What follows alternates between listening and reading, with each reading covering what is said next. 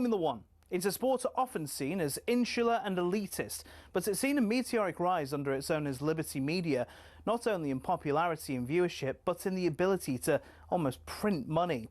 From greater access to more races, here's how it happened. For decades, Formula One was owned and run by one man, Bernie Ecclestone. He was old school, someone who thought the sport itself was enough, and there was no need for all this modern marketing and social media nonsense. But in 2016, Ecclestone agreed to sell his baby to American group Liberty Media. It cost Liberty Media $4.4 billion, and they quickly got to work. We got an F1 app almost immediately, and teams were allowed to show us more from behind the scenes. One of Liberty's most important deals was with Netflix, which in 2019 brought us Drive to Survive. The effect? An almost 70% rise in viewership for races in the US alone. It's massively benefited Formula One online too, with a rise from 7.8 million followers across its social media platforms in 2016 to around 50 million today. New eyes are on the sport too, with F1's own subscription TV channel, which people can watch anywhere in the world. But the main market they've tapped into is the US. There's now 3 races there a year, in Texas, Miami and Las Vegas, and an American-branded team, Cadillac, getting involved in the sport too. More races seems to be the direction of travel. A street circuit in Madrid's being welcomed onto the calendar, while conversations around a Grand Prix in Africa have ramped up in the last few years.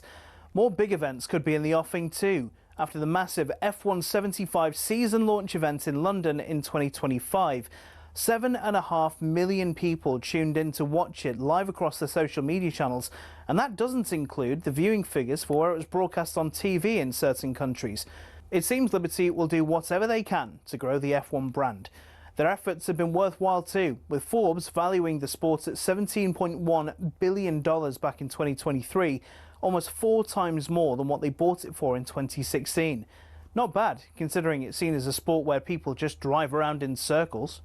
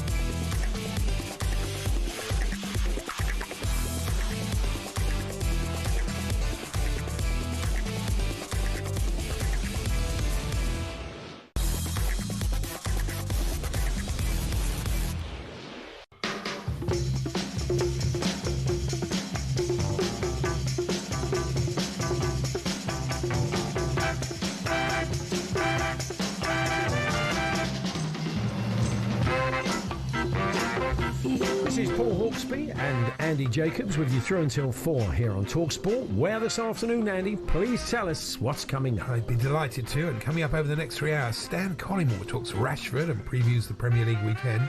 Olympic high jumper Dalton Grant pops in to discuss his work in football. And former Newcastle player and physio Paul Ferris looks back on last night and chats about his very entertaining new book. Yes, a really good read. We're also after your tales of 2 keepers. We'll go curling with gold medalist Eve Muirhead. And we'll hear from the gaffers as they prepare to do battle in the Premier League once again. There's all this plus the clips of the week, the Falls panel, and NFL stars baby poop chair fail. That's right. Todd Macklin's American Sports Roundup. You heard right. NFL stars baby poop chair fail. Good. It is, Andy, 5 minutes past 1. Thank you. Good afternoon, everyone. Good afternoon, Andy. Good afternoon, Paul. Good afternoon, everybody. And the PFA, I'll start with this, they're concerned about Chelsea's treatment of Raheem Sterling and Axel Disasi. So I agree. So I hope you'll all join me in giving generously to my two new charities, Stir Aid and Axel in Crisis. Fantastic, yeah. Honestly, have you ever heard anything so pathetic in all your life? Both had opportunities to play elsewhere, but they wanted to stay in London. Yeah. Tremendous. Well, don't we all? Don't we all? Well, not really. Why, it's so strange. Danny Murphy was talking on Jim and Simon's show about it recently, and the idea and the draw of London. Troy's talked about it. Stan's talked about it. I was thinking about it last night. I saw somebody saying this, and it's like, what if the streets? I've lived here all my life. The streets are not paved with gold. I mean, I love the place. I was born here, but it isn't quite as all it's cracked up to be at times. It's not what it was. What if Newcastle had a training ground in London? I wrote down last night. Well, they'd have no problem attracting players. That's what Stan says. It's right. Yeah. The existing training centre could be leased to the community for like football and everything. That'd be great. But why not just embrace living in the northeast? Newcastle's a great city. It is, but you can understand the players want to live in London, and you could train down here. I don't see what difference it makes. Wouldn't be good for the Malmaison though. But the minute, let's say Nick Voldemade signs, right? It's started pretty well for him. Let's be honest. But if Nick Voldemade signs and he's rubbish and he's training down in London, if you're a Newcastle fan, first thing you're going to say is he's not even committed to come up here. He's not invested in the area. He's training in London. Well, not if he's they're a all mercenary. training in London. He wouldn't be the only one training in London. What about if you live in Newcastle? Why do you want to train in London? Has his own training ground. Why does Dan Burn want to train in London? He lives in Newcastle. Well, I don't know. I'm just saying. Poor old Dan Burns now, from Newcastle, trains in Newcastle, lives in Newcastle. He's got to come down to London because you want him to. Do you remember when... Maybe they can all train with Axel Disaster and Raheem Sterling. Yeah. At night. Train overnights. Yeah. Do you remember when Ruud Gullit left Newcastle? Yeah. And he famously thanked the hotel he'd been staying in. Before anybody. Before Alan Shearer. He didn't thank him at all. He said, I'd like to thank all the staff at the Malmaison where I've been staying. We thought, that's not the first name I would have come up with. No, not really. Ken, who worked in the kitchen there, gave me my big plate. In the morning. Yeah. It was interesting, that game last night. I enjoyed the Newcastle Barcelona. Oh, okay. Very interesting game. Again, it was so similar to the Chelsea game. If Anthony Gordon puts that chance away, exactly, and Harvey Barnes, really, but especially the Anthony Gordon one, and you had Fernandes for Chelsea the night before. Yeah, it makes such a difference. It does, yeah. Well done to the ref in our game. They're fantastic. Who gets in the way of a free kick? I've never seen that before. Did he book himself?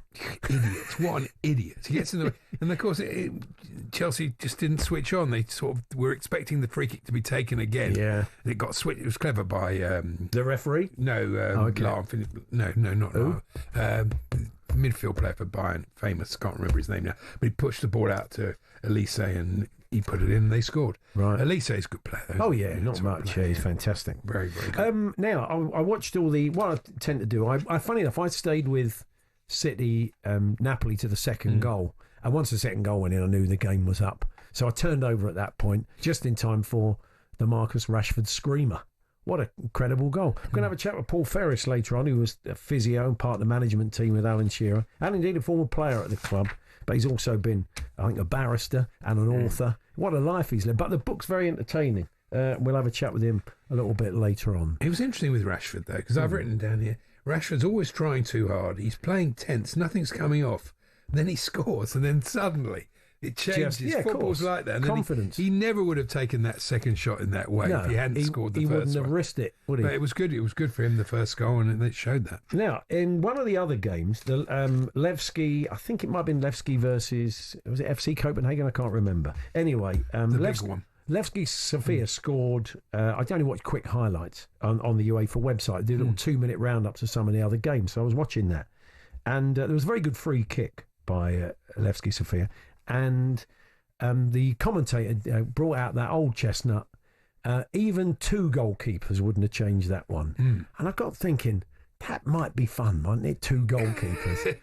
Have you ever played in a game where you had two goalkeepers? Maybe you're getting absolutely slaughtered in a match.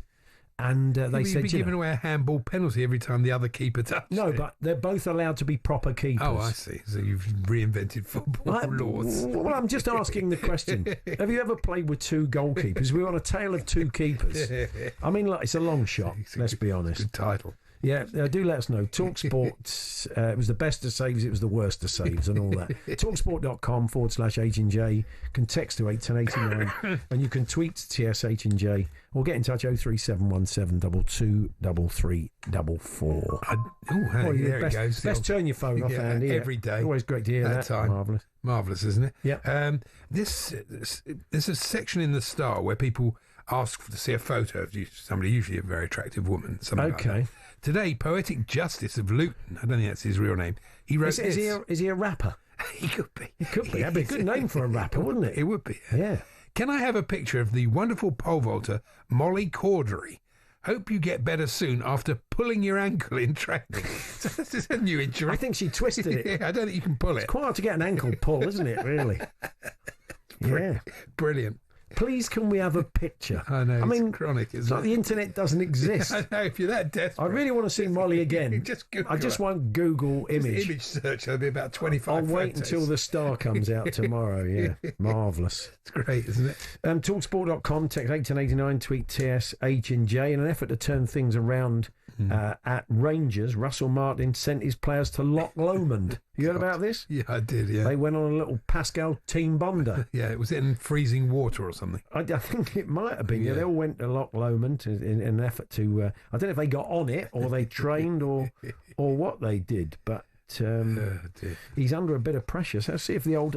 Have you done the old Pascal team bonder? What was the team bonding experience you had? And did it actually backfire? Did you end up windmilling in the bar with the managing director or the head of sales? Not ideal. So when team bonding goes bad, let's have a few of those yarns today. Talksport.com/H&J. You can text to 81089 or you can tweet to TSH&J. Well, we had a big night of European football for you, of course. We've got a big weekend of Premier League football. Let's reflect on what went on last night on TalkSport. Can Newcastle draw on the spirit of Asprilla and 97? Two big moments in that first half we didn't take. Barnes is in the middle, sliding in, and the goalkeeper saved it at the near post. Kevin De Bruyne is going to get a very early standing ovation. And to be dragged off like that because of his sending off is such a shame. Napoli, and especially Antonio, that his teams is always they are really, really, really tough to beat. Haaland suddenly heads it over the keeper. Erling Haaland has 50 Champions League goals in record time in this competition. Lucky and fortunate we have to have him. And Koundé, left-footed ball, Rashford, 1-0 Barcelona. Ultimately, when you concede the first goal, the game swings on that moment. Weaving his way through. Doku, oh, what a goal!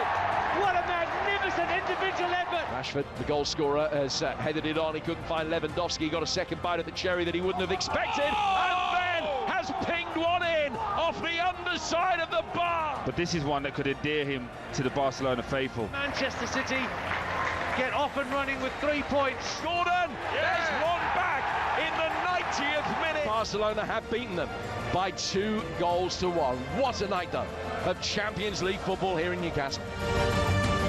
Yeah, another great night's football and lots more to come over the weekend. We'll run through what's going on a little bit later on. We're going to be chatting first to Graham Hunter over in Barcelona, getting the reaction to that win last night and especially Marcus Rashford's performance. Hansi Flick was quite interesting after the game, saying that this will do wonders for his confidence. We're really pleased to have him. He's a great squad member. Oh, absolutely. It will do. I mean, he's a great player. You know, he just was that trying too hard. That's what happens when you're out of form. Yeah. You know, but it happened for him, and now you expect him to really train on.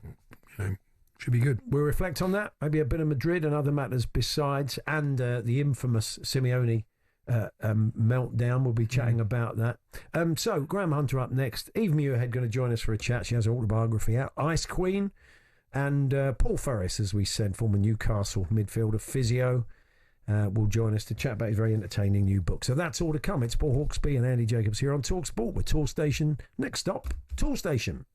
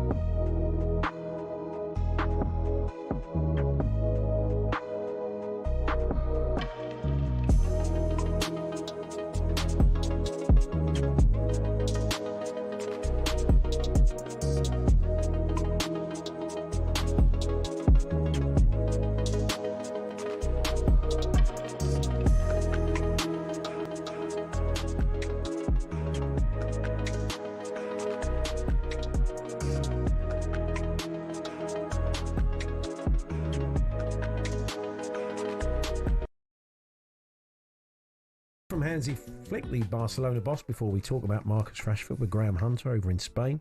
He spoke to the media after the Newcastle win, and he was asked about Rashford. I'm not surprised. I said yesterday that I think he's a fantastic player, great talented player. So his skills are unbelievable. His finishing is unbelievable. talkSPORT traffic. Oh, okay, fantastic. Hansi Flick with the talkSPORT traffic. Well, you know, times are hard. He's got to make a bit of money. He's got a little side hustle as Hansi. Yeah. So let's chat then. Let's cross to Spain, hopefully, and catch up with Spanish football expert Graham Hunter. Hi, Graham. And if anybody is driving from Peterborough to the Camp Nou, there is a bottleneck. So you were smart getting Hansi Flick on there. You're ahead of the game, boys, as ever. Oh, yeah. Hansi Flick. WeBuyAnyFootballer.com. And hang on, Graham. I think we may have to let this play out.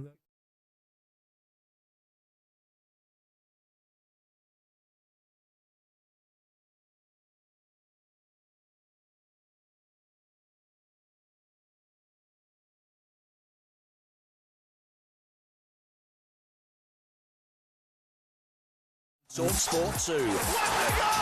Middlesbrough brawl with West Brom. Big match build-up as the bell strikes 7.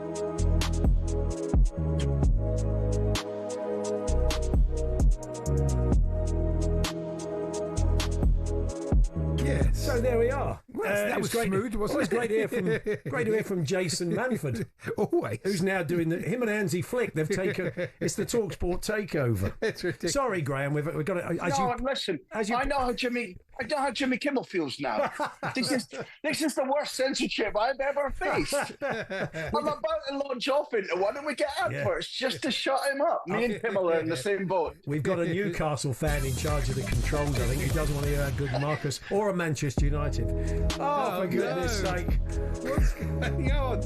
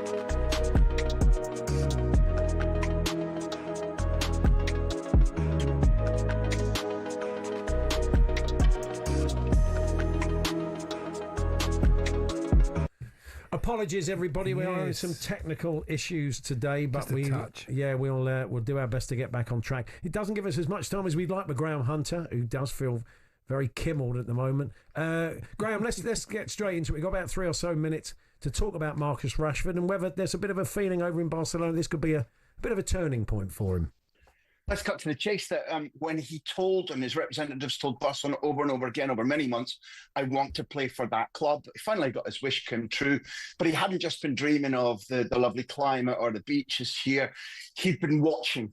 He'd been studying how they played. So taking up the slack of not having come through La Masia, he's arrived as somebody who's already got his mind turned towards how is it Flick wants me to play. It doesn't come naturally because it takes some learning, but attitude, fitness, readiness, and the personality you guys and all your listeners know he has made a good impact. You don't win a big club and a hard-nosed squad like this over instantly, but the impact as a person, as somebody in training, and as somebody who's trying to orientate his thinking towards what the team wants me to do, his impact was good before the other night at St James's Park. Yeah, I mean I'm sure they're all raging about the second goal. It's on the cover of all the sports newspapers in Barcelona. But what Andy said, he hadn't had a great game, but the header gave him the confidence, and he probably doesn't attempt that shot without that first goal. I think the thing that never mind the press, what the players and the fans understand about Marcus is that because Lewandowski's now, closer to 40 than 35, he adds something to them centrally that Paul no longer has. The Paul has been, his stats are good. He's been a world-class footballer, but his mobility and his ability to go past players is not at the level of Rashford right now. And therefore, the popularity with other players, you both know from your experience, they look for Marcus with the ball. They trust him with the ball. He's being incorporated, just a little chip away at it. 2 goals, UEFA gave him the man of the match. Pedri was the man of the match by a million billion miles. And if you get Marcus on your show and you're interviewing and you ask him about playing with Lamine or playing with Pedri, he'll tell you the same. But a great start for the Englishman. He's popular here. Yeah, absolutely. That's good. So do you think that'll increase his game time? I mean, Hansi Flick was a bit circumspect. He said it's great to have him here. He's a great addition to the squad. I mean, there's a feeling it's going to be hard for him to get regular game time. Let's be absolutely brutal. In the 2 positions where he might most naturally start, there's competition from Lewandowski and Torres at number 9, but on the left wing, it's going to be Rafinha. Rafinha and Lamine Yamal are going to be in the top 10 on Monday. Lamine is going to be in the top 2 when the Ballon d'Or is mentioned, and Marcus isn't. So until he gains more ground, both in training and by whenever he's a substitute or there's rotation, he scores and scores and scores. The first choices are going to be Rafinha and Lamine Yamal wide. It will always be 4-2-3-1. And therefore, the spaces for Marcus to play in are reduced. And therefore, it's producing, like everybody's going crazy about what he did against Newcastle. That's fine. 2 very good goals. And the turn to leave Trippier lost in the first half shows another thing that they want from him, that power on the breakaway. But the opportunities will remain limited for him until he keeps doing that. It's a hard task, but I'll bet you he's enjoying his football and his life right now more than for the last 3 or 4 years. Now, one of the other stories of the week was Diego Simeone's meltdown that got him a red card at Anfield the other night. He was complaining that he was being insulted and there were rude gestures. This is the man who turned around and grabbed his crotch in front of the crowd when they got a winner. So there's not been a massive amount of sympathy for him here, Graham. What's listen, I don't have a particularly English accent. You may have mistaken me for a Scot, but I do care. I was in St Etienne that night when he sized through Beckham from behind, and Beckham was sent off and he wasn't. So sympathy is a commodity in relatively short supply when you come to Cholo Simeone. What I have lots of sympathy for is people in his position, or Vinicius, whoever it is, where the abuse rains down on them. And if you'd had Xabi Alonso in this discussion instead of him being in a press conference about 20 minutes ago, he said, it's long since, I don't get the worst abuse, Alonso said, but it's a long since that things have gone out of hand. Yeah. People believe that if they're there, they can say and do what they want, and that shouldn't be right. But Cholo Simeone got it wrong. If I'm being honest, which you didn't ask me to be, had that been me, and maybe it would behove you two, to be honest, would you stay cool in every circumstance? I know I wouldn't. And the salary and the level of responsibility doesn't take away the human. Reporters are scared of managers in the flash post-match because you know how hot their heads get. Yeah. I have a little bit of sympathy for people like Simeone and what they have to suffer all the time. And he had, look, I mean, I think in normal circuit, if it finishes 2-2, he just it's water off a duck's back. But they lose that game, don't they? Yeah. In the Boiling point. dying seconds. And I think he's a great comparator. He just lost his rag. That's exactly what happened. But really, fellas, if we're honest, given how heated sportsmen and women get, why doesn't that happen more often? That's my point of view. No. A quick one on Aberdeen, Graham, your team. Oh, come on. I mean, what's happened? 1 point from 4 games. Yeah, our market didn't go all that well. We look as if we're not particularly well trained. We're undercooked a little bit. We've had red cards consistently. But we're the only club in Scotland with 2 UEFA stars. And lads, I thank you for inquiring because it's going to come good. It'll be another trophy season after the Scottish Cup we won last season. I appreciate you asking it straight without teasing because we're sore right now, lads. We're sore. I'm sure you'll bounce back. Good stuff. Well, cheers, Graham. Sorry for all the issues, but we appreciate you sticking around. Thanks very much. Cheers, lads. Take care. There's Graham Hunter there, journalist, author, Spanish football expert on Marcus Rashford. I know Stan Collymore got his own thoughts on Marcus, and we'll be chatting to him a little bit later on. Paul Ferris is going to join us, former Newcastle midfielder and physio, with a chat about his new book. Before that, also chatting about autobiography, is Olympic gold medalist in the curling, of course. Eve Muirhead's going to join us for a chat as well. So lots more to come. We'll have some clips of the week, a Falls panel for you, and all manner of other stuff. Let's give you the Falls panel game, so you can give us a call now, and we'll call you back at 2:45 and get you involved. Merseyside derby live on talkSPORT, Fulham versus Brentford live on talkSPORT, and Arsenal versus Manchester City. They're the 3 games we're covering, so we'd just like you to predict the scores of those matches. 03717 22 3344. Call us now. We'll call you back, and you can take us on, Stan and our commentator, and win some points for the panel beaters, the talkSPORT listeners, who I believe are top of the table this week. 03717 22 3344. So call us now and we'll call you back. That's all to come.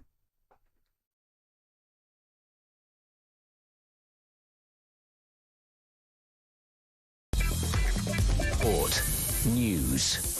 Thank you, and a very good afternoon. My name's Amelia Beltrao, here with your news headlines. Starting with an elderly British couple who have been freed from months of detention in Afghanistan. They are very relieved to be going home, and they're just delighted to be reunited with their family when they will be very shortly. That's Richard Lindsay from the Foreign Office. Barbie and Peter Reynolds were arrested by the Taliban in February, separated and moved to a maximum security prison. They've been living in Afghanistan for 18 years, running education programmes. Elsewhere today, an Eritrean man has become the second migrant to be deported back to France under the new returns deal. He actually launched a legal challenge to stop him becoming the first, but he lost it and was put on a flight this morning.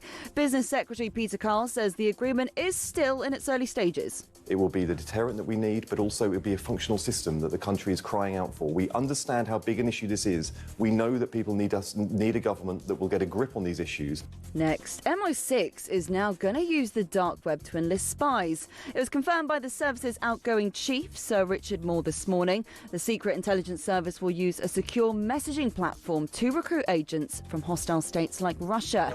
And after 2 separate multiple vehicle crashes on the M5 last night, drivers have been facing huge delays. The southbound carriageway of the motorway between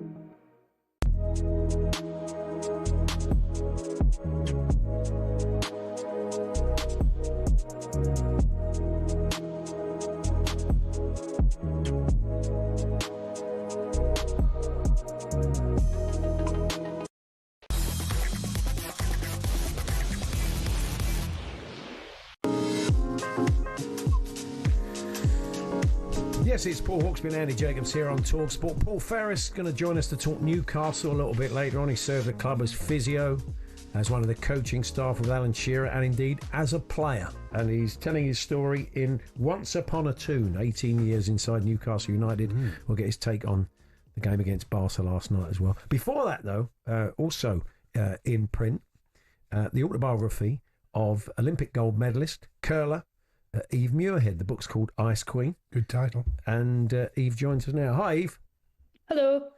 Yes, so we love the curling. We'll tell you that straight off. There's something about it when the Winter Olympics comes along, and we are drawn to it. It's that classic Olympic sport where everybody gets into it and everybody becomes an expert, even though they've never watched it before. No, you're right. And I think, well, that's amazing about the sport, that when it comes to the games, that everyone's glued to it. And when we're out at the games, you don't actually realise how many people are watching. And then you get back and everybody knows about curling, which is great. And I'm now obviously retired, so I'm also good at watching from the sofa. But it's it's a great sport, and I've had a very great good career. So I'm very pleased. And considering it is effectively bowls on ice with a broom, with respect, it's very televisual. It's really exciting to watch on telly. Yeah, like I think what is exciting about it, of course, the games could be up to about 2.5, 3 hours, but it always tends to come down to sometimes less than a millimetre. And that's what makes it exciting. So it's always kind of on the edge of your seat stuff. You're watching, and it's very tactical as well. So it's great for people to kind of figure out why you're doing certain shots and the different situations. But as I say, when it comes down to such small margins, you can't leave it, can you? So you got to watch it till the end. Now, curling was in your blood. I didn't realise your dad was a great curler and competed at the highest level. So maybe there was an expectation you would do this, but you're a good golfer. You played the bagpipes, obviously not at the same time, but there were options. There were other options for you that you could have pursued. So what was the kind of catalyst to take you much more seriously into curling? Yeah, like I guess when I was younger, and when curling wasn't really a professional sport back then, I was able to curl in the winter and golf in the summer, and it worked really well. But the way a lot of the sport's going now is it's becoming an all year round sport. So at some point I had to choose whether I was going to take curling or golf any further. And to be honest, it wasn't really a tough decision. Like, I knew I had great potential in curling. I had great support from all my family, and I knew that if I really stuck at the sport, I could have got somewhere, or I got somewhere quite far in it. And golf's one of those sports. It's a great social sport to be able to play, and I'm very kind of privileged to be able to play, meet so many people. It's such a great sport to get outside, and I'm very happy that I'm able to do both on a kind of fun level now. You wouldn't pursue golf now you've retired from curling because... Oh, no, I'm too late. Too late? Too late. I'm getting old. And what about the pipes? I'm interested to know, do you still pick them up now and again? Well, do you know what? Funnily enough, it was my brother's wedding last weekend, and for some reason I ended up playing the pipes on the dance floor. Brilliant. But no, I don't play often. I'm usually a kind of a cheap gig for friends' weddings. That but yeah, I'm at a kind of level that I can pick them up and play. So I also enjoy playing them when I do. How much does the popularity of curling owe to Rona Martin? Though we all remember her. I think that was the first time we really got into the sport. Yeah, back in 2002 when Rona won that gold medal, I think that was the start of curling on the kind of map in Britain, wasn't it? And you always remember that stone of destiny. And as a young kid back then, 12 years old, I remember getting allowed to stay up late to watch it, and it really did change the sport within Scotland and in Britain. So no, Rona's definitely a legend within the sport, and still speak to her often. She's still very much involved with the World Curling Federation, and see her at a lot of different events. So no, she was definitely someone that I looked up to as a young girl, and that's what I wanted to do when I was older, was follow her footsteps. You're very honest about your mental health struggles in the book as well. You're saying really going into what ended up being a very successful gold medal winning games, in the build up to that, you'd been in a pretty bad place. Things picked up by the time you got out there. But, it was a tough old period for you by the sound of it. Yeah, no, it was. And that was one of the reasons that I wanted to share my story. Because the months out of 2022 Olympic Games, I probably was in the worst state I have been, not only in my career, but in my life as well. And I think there's no point in kind of just focusing on the happy, fluffy stories, if you know what I mean. Like, readers want to hear what it takes to go through to go through what you do go through as an athlete to get to the top level. And as an individual, I very rarely show any kind of sign of weakness or failure. But it came to a time that I really couldn't hide it anymore. So I guess that's why I found writing the book so hard, but also very kind of satisfying as well. And I'm proud of myself for getting the story out there. Yeah, you admit you were in tears quite a lot of the time as you worked on the book.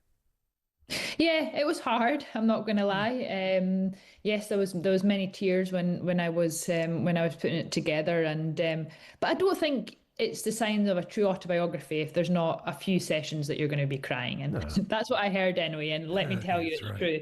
Interesting. Maybe the other lesson is you went into that Olympics where you won gold. Maybe a bit more relaxed. You talk about other Olympics where you were world champions and the expectation was on the team to go and win it as you were world champions. But going into this, maybe was the whole team a little bit more sort of relaxed, maybe thinking, look, we may not get gold, let's try and get a medal, and in the end you got the best one. Yeah, well, we Team GB hadn't qualified a team for the Games until only a few months prior, and that was the first time that had ever happened because of the kind of failure at the World Champs prior. And so when we went into the Games, I was with like a combination of girls that I hadn't actually played with before. And I think what we did great as a team, like we had great respect for each other. And for myself, it was a case of focusing a lot on me, focusing on getting the best out of the team, but then getting the best environment for us all to perform at the best. And I guess I wanted to kind of lead and manage the team with a lot of confidence. And yes, it was tough. I'm not going to lie, and I don't think we can hide everything. But I think what the book does, it kind of showed the real me and showed from a young child when I was fearless. I wasn't really scared of losing. Mid my career, that became a bit of a problem. Like I was scared of making mistakes. I put a lot of pressure on myself, and then I realised I needed to get back to how I was before. And number one, I had to enjoy it, and number two, just not be scared of making mistakes, because believe you me, there was a lot of mistakes at the Olympics, but if you enjoy it, then it always helps. And finally, you're off to the Winter Olympics, not to compete, but you are the chef de mission for the Team GB. Wow. I think a lot of people hear that phrase and think, what do they actually do? You're not cooking the dinner, are you? Yeah, so that's my job now. I work for the British Olympic Association, and I am the chef de mission leading into the Winter Olympics in February. And it's a great role, and I really, what I do is I kind of manage, support, and I kind of lead the delegation when it comes to the Games. And I'm really, really looking forward to it, actually. It is a lot of pressure, because I guess if I kind of break it down, I'm helping create that platform for all the athletes to perform on. A lot of tough decisions, but then again, I'm very kind of privileged to be part of what hopefully will be help deliver those athletes' dreams as well. Fantastic. Brilliant. Look, we wish you well with the book, Eve. Good to talk to you, and thanks very much for joining us. Thank you. Eve Muirhead's book, Ice Queen, the autobiography, is out now. It came out yesterday, so it's out in hardback. Go and check it out. We're going to be chatting to another author very shortly, a man who didn't realise he was an author till he wrote his first book, and it won loads of awards. That's good. But he was a footballer, he was a physio at Newcastle United, and he has written a very entertaining book, Once Upon a Tune, 18 years inside Newcastle United. And we'll be chatting to Paul Ferris in a few moments' time. We're here with Tool Station. Stay one step ahead, whatever the job. Next stop, Tool Station.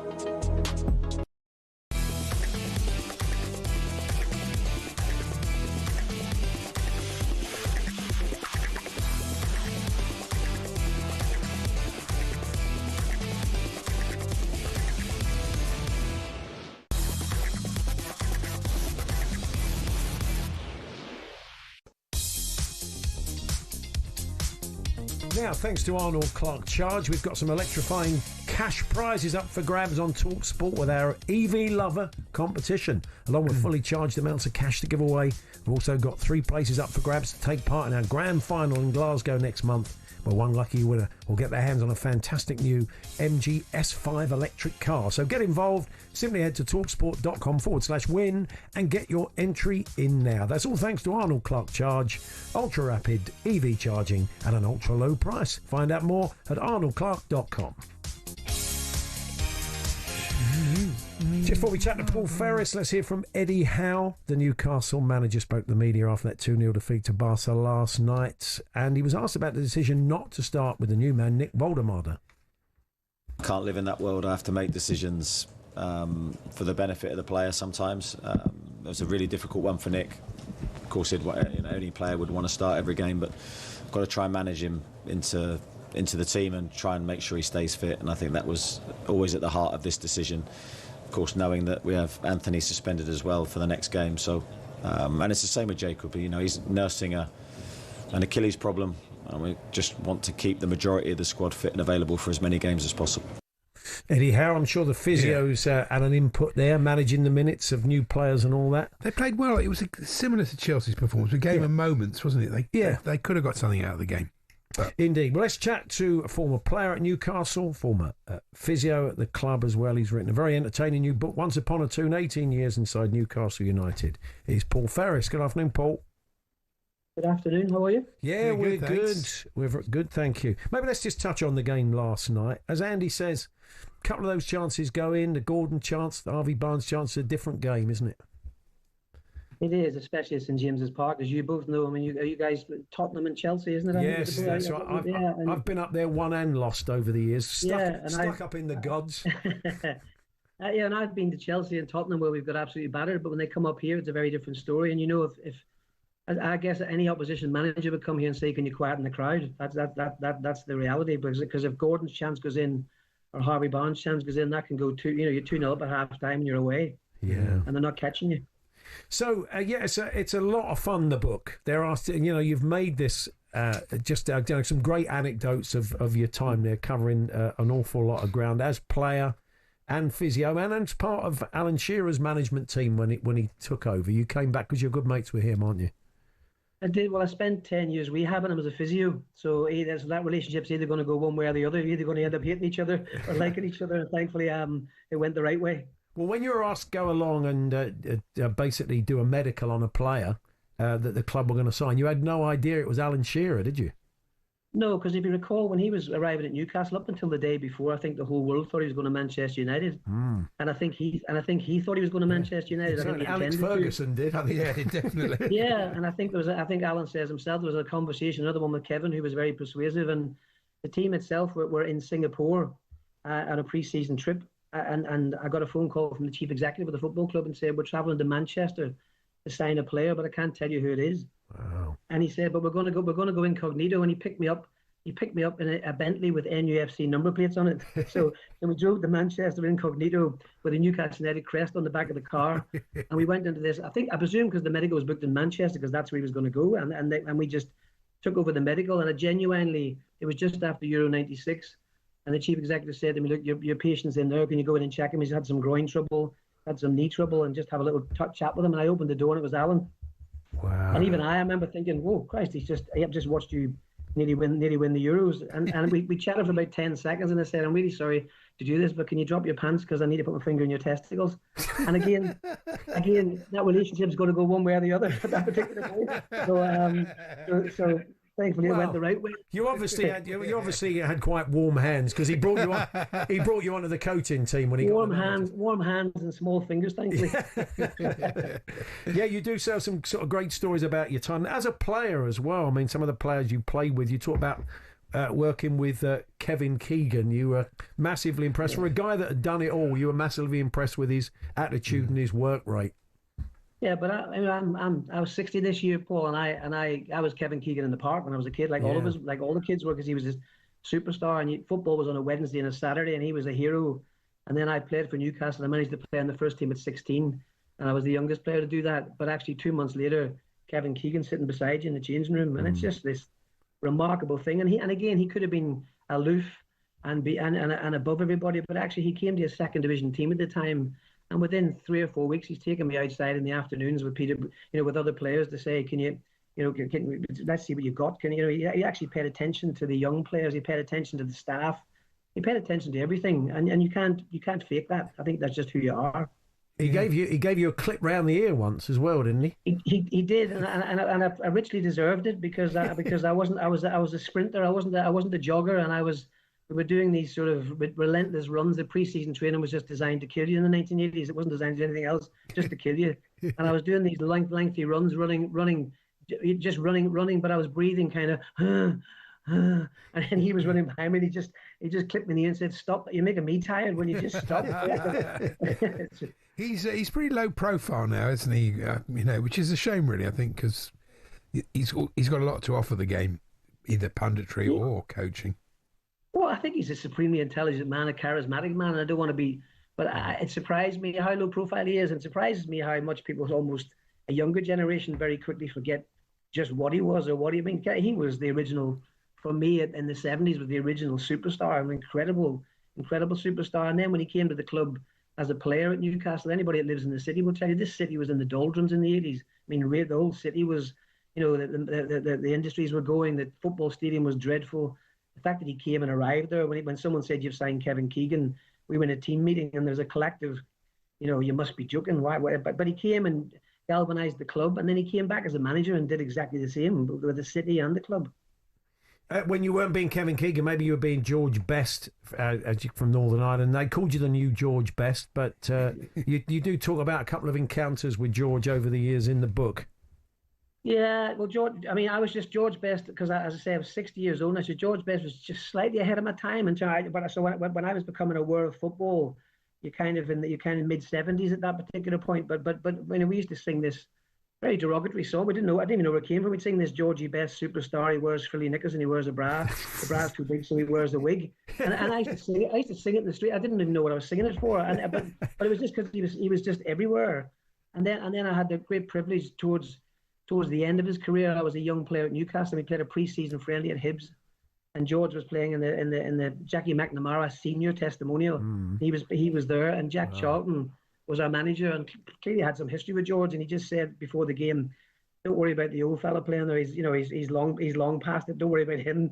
And he got the ball in the game, and I think I described it. There was just a moment of just like ballet dancing. He just kind of slalomed his way through our defence and hit the post. And Jack sort of turned around and said, "Did you see that?" Like, because he's just gone from being he's plastered to, "My God, did you see that?" And then very sadly, he spoke to me afterwards because I was a young player from Ireland, and he was drinking a can of Diet Coke, and he said, the obvious thing. He said, this, don't get involved in the things you don't get involved with, and just try and be a footballer. Wow. And he was all very keen on building his life and doing great things, and his young son was there. And then I saw him 10 years later at the Billy Bingham testimonial, and he had an alcoholic drink on his table before the game, and he came on the game, and he was clearly very unwell. And my George Best experiences are black and white footage of one of your great players, Chopper Harris, trying to chop his legs off when he's trying to run through. And he lets him hit him. He lets him hit him and takes the blow. I mean, can you imagine someone doing that today? I think the forward would fly into the stands. I've not heard that song, Georgie Best Superstar, from about 1972. So that really. Paul Gascoigne was in the team that you were part of as well, wasn't he, Paul? He was, and I met him very young, and I might have to. I was, you're on trial, Paul, at Newcastle United, and I was a left winger, and I'm 16, and I got the ball, and I'm running at this fullback, and there's a little chubby lad inside me in my team, and he's shouting, "Give it to me, give it to me!" So I dummied to pass it to him. The fullback bought the dummy. I went round and I scored because I'm on trial, and I got the ball again, and I'm running again at this fullback, and the same little lad is running along saying, "Give it to me!" And this time I passed it to him, and then I went round the back, and I'm shouting, "Give it to me!" And he just put his foot in the ball, and he just folded his arms, and he said, "F off." And I said, "What?" He said, "If you don't pass to me, I'm not passing to you." And he passed about a 40-yard pass out the other way. And that was the first time I met Paul Gascoigne. And afterwards he was kind of very apologetic and "I'm sorry, mate, I'm just obsessed with football," and that sort of stuff. But he was a natural born entertainer, wasn't he, as a person? I think as well as a footballer. We've only scratched the surface, really, of the stories in the book, so it's well Sounds worth very a read. entertaining. Once Upon a Tune, 18 years inside Newcastle United. I think the last time we spoke, Paul, was when The Boy on the Shed came out, and that was an incredible success and an award winner for it. It's interesting that, say, you've been a footballer, a physio, a barrister, and realised relatively late in life that you weren't a bad writer either. So it's been interesting. It's not been boring, I guess. No, it's the story of a confused man, I think, is what you're trying to say. I think that's... But I wrote, it's just for you. I came in to see you, Paul. Andy, you weren't there. And I came in to talk, and The Boy in the Shed just took off. It was incredible. Yeah. And as it was taking off, I got prostate cancer. So I wrote a book called The Magic in the Tin about dealing with prostate cancer and the birth of my granddaughter, because I have a little tin that I put sweets in for, and it was kind of, if she could see the magic in that, I could see the magic in life. And Alan Shearer, who very kindly wrote the foreword to all the books, phoned me up when he got a previous copy I got an early copy of The Magic in the Tin, and he said, Paul, it's a really good story, but I didn't think it was possible for someone to talk about his private parts for 7 chapters of a book. And I said, look, it was 9 chapters. It was 9 chapters. So it's a very personal story. And then I wanted to write something very light, and I hope I have. I hope there's nothing in there that is anything other than entertaining. So it's very entertaining. It's a lot of fun. I think it's one of those books that, I'm not a Newcastle fan, and it is really about stories at Newcastle, but it's got a life beyond that. So I think people will really enjoy it. But lovely to talk to you, Paul. Thanks very much. No, thank you both very much for having me. Thank you. Pleasure. Paul Ferris there, Once Upon a Tune, 18 years inside Newcastle United, published by Bloomsbury Sport. It's out now, as I said. You really don't need to be a Newcastle fan. There's some brilliant stories of, look at the money at Newcastle now. And Paul tells a story of the fact that they would wear the same kit in the afternoon for games that the youth team had worn in the morning. Oh, no. And there was no washing machine, just dryers. That's just the Mike Ashley years. Yeah. I think, But there's a lot of great stories in there, so we do recommend it. Paul Hawksbee, Andy Jacobs here on talkSPORT. Dalton Grant's popping in to see us. We spoke to him on the phone in fairly bizarre circumstances, and we said, come and see us. He's going to do that.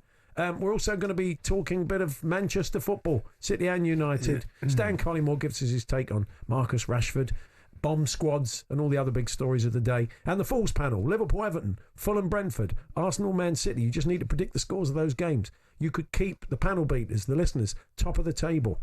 03717 2233 now. Sorry, 03717 double now. 03717 223344. Call us now. I'm rushing because it's late. Let's crack on. We'll bring you the sports headlines next.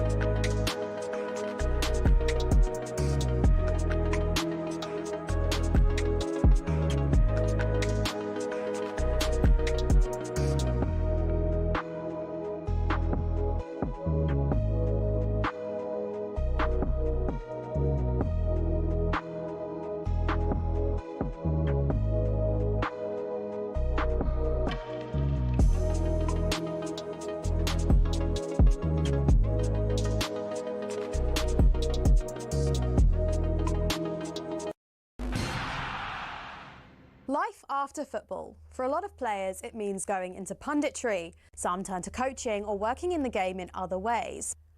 But what about the rest? Some former footballers turn their sights away from the game, and there are a few big surprises. First up, from rainbow flicks to pancake flips. Ex-Chelsea and Southampton defender Ken Monku switched up his footballing career to buy a Dutch pancake house. He bought out the shop, which had been his favourite pancake spot as a child, and before long he was mixing the batter and getting behind the stove. Next, Everton legend Thomas Gravesen swapped out the high stakes of the Premier League for those of the poker room. He made over 150 appearances for the Toffees and won the Scottish Premier League with Celtic. Turned out the Danish international was pretty darn good at poker. He racked up a reported £100 million from his Las Vegas adventures. Remember former Chelsea goalkeeper Petr Cech? Turns out football nets weren't the only goals he was pretty handy in front of. After retirement, he became a goaltender in ice hockey. Same skills, very different surface. And he even won a Division 2 title with Guildford Phoenix. For ex-Liverpool centre-back Daniel Agger, it wasn't just fancy footwork that was in his blood. He was also pretty good with his hands. The Denmark international turned to tattoo artistry after he hung up his boots. He'd qualified as a skin artist while at Anfield, and he then became the co-owner of his own tattoo company as well. It's not all glamour for ex-pros, though. 1966 World Cup winner Ray Wilson set up a very different kind of business. He became an undertaker after he retired. Finally, not many people can say they've won both a World Cup and starred in an Oscar-winning film. In fact, there's only one person in the entire world who can say that. Frank Leboeuf, the former Chelsea defender, was part of the 1998 France squad who won the World Cup. He ended up marking Brazil's Ronaldo in the final and helped his side to a 3-0 win. But Leboeuf had already begun acting on the side while he was playing football, and his biggest role came some years after his retirement when he landed the part of a doctor in the Stephen Hawking biopic The Theory of Everything. I embrace the career of acting, so I want to learn more. So seeing lots of movies is a part of my job. To be honest, with all the dramatic diving in the game these days, there's probably tons of ex-pros who've got the acting skills to make it in Hollywood.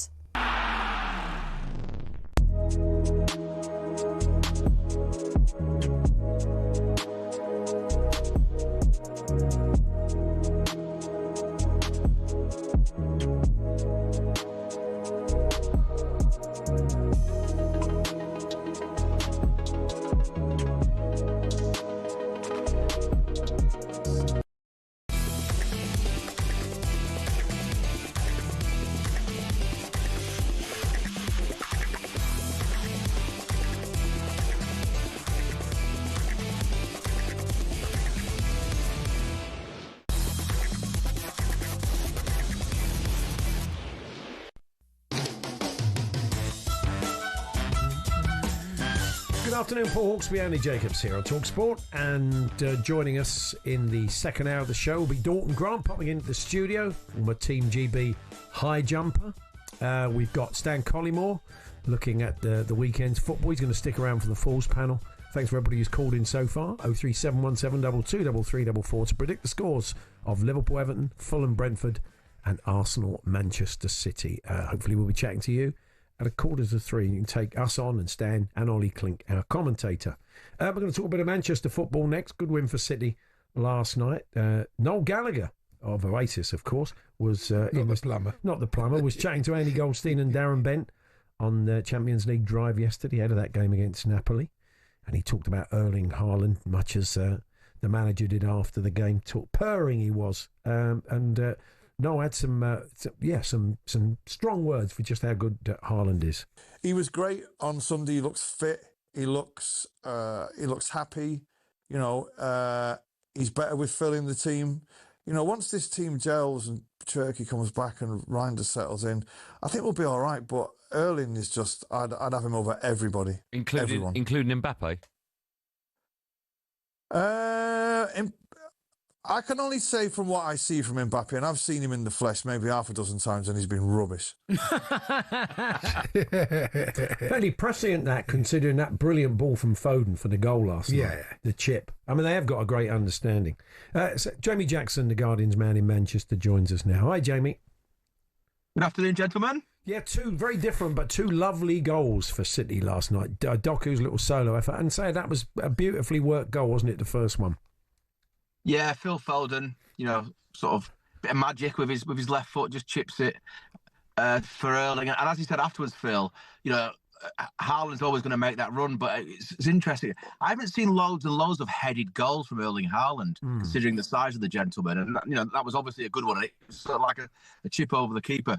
I mean, as Noel was saying there, this performance last night and at the derby, which I was also at, was a reminder of if you get Haaland, or if Haaland can play at the top of his game, he literally, sort of blows teams away, yes? And that this could be a big factor for City this season, because obviously that was not occurring last year at quite the same level from Erling. But also Phil Foden, as we're sort of talking about, was out of the team for different reasons. He had a very sort of bad or difficult ankle injury, some documented sort of off-field challenges, let's put it that way, which he himself volunteered.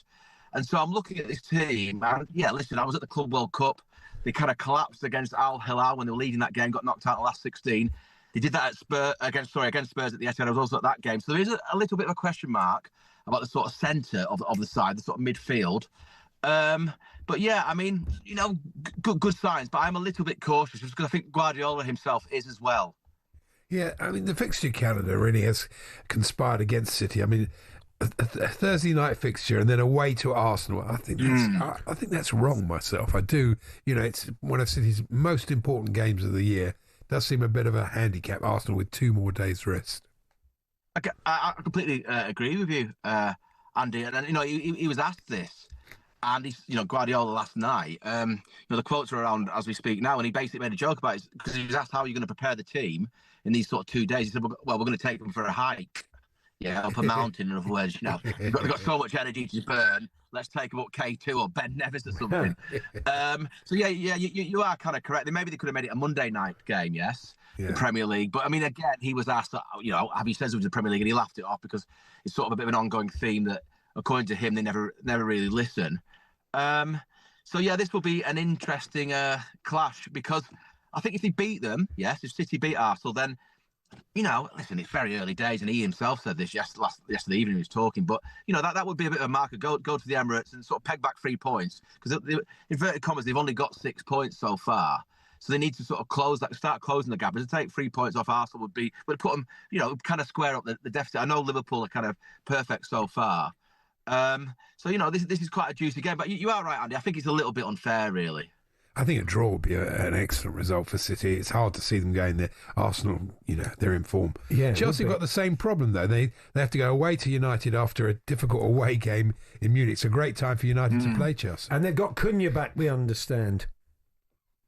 That's correct. Yeah, I'm just sort of talking to you now in the car park at Carrington. It's, United's training ground. He's just sort of said that about Cunha, that him and Mason Mount, obviously Cunha's more important to him, will be back for this game tomorrow at 5:30 at Old Trafford. So that's a bonus. If you ask me a slightly different question, I think, if you're only going to sign one number 10 and free up money stroke position for a central midfielder, it would have been Cunha rather than Mbuemo, who's he's done all right. So yeah, I think because he's got a bit of an edge to him, Cunha, a bit of a sort of, I don't know what you want to call it, but a bit of chutzpah, a bit sort of like front. Yeah. And I think United lack that. I mean, they lack a few things. Don't get me wrong, but they do lack sort of personality.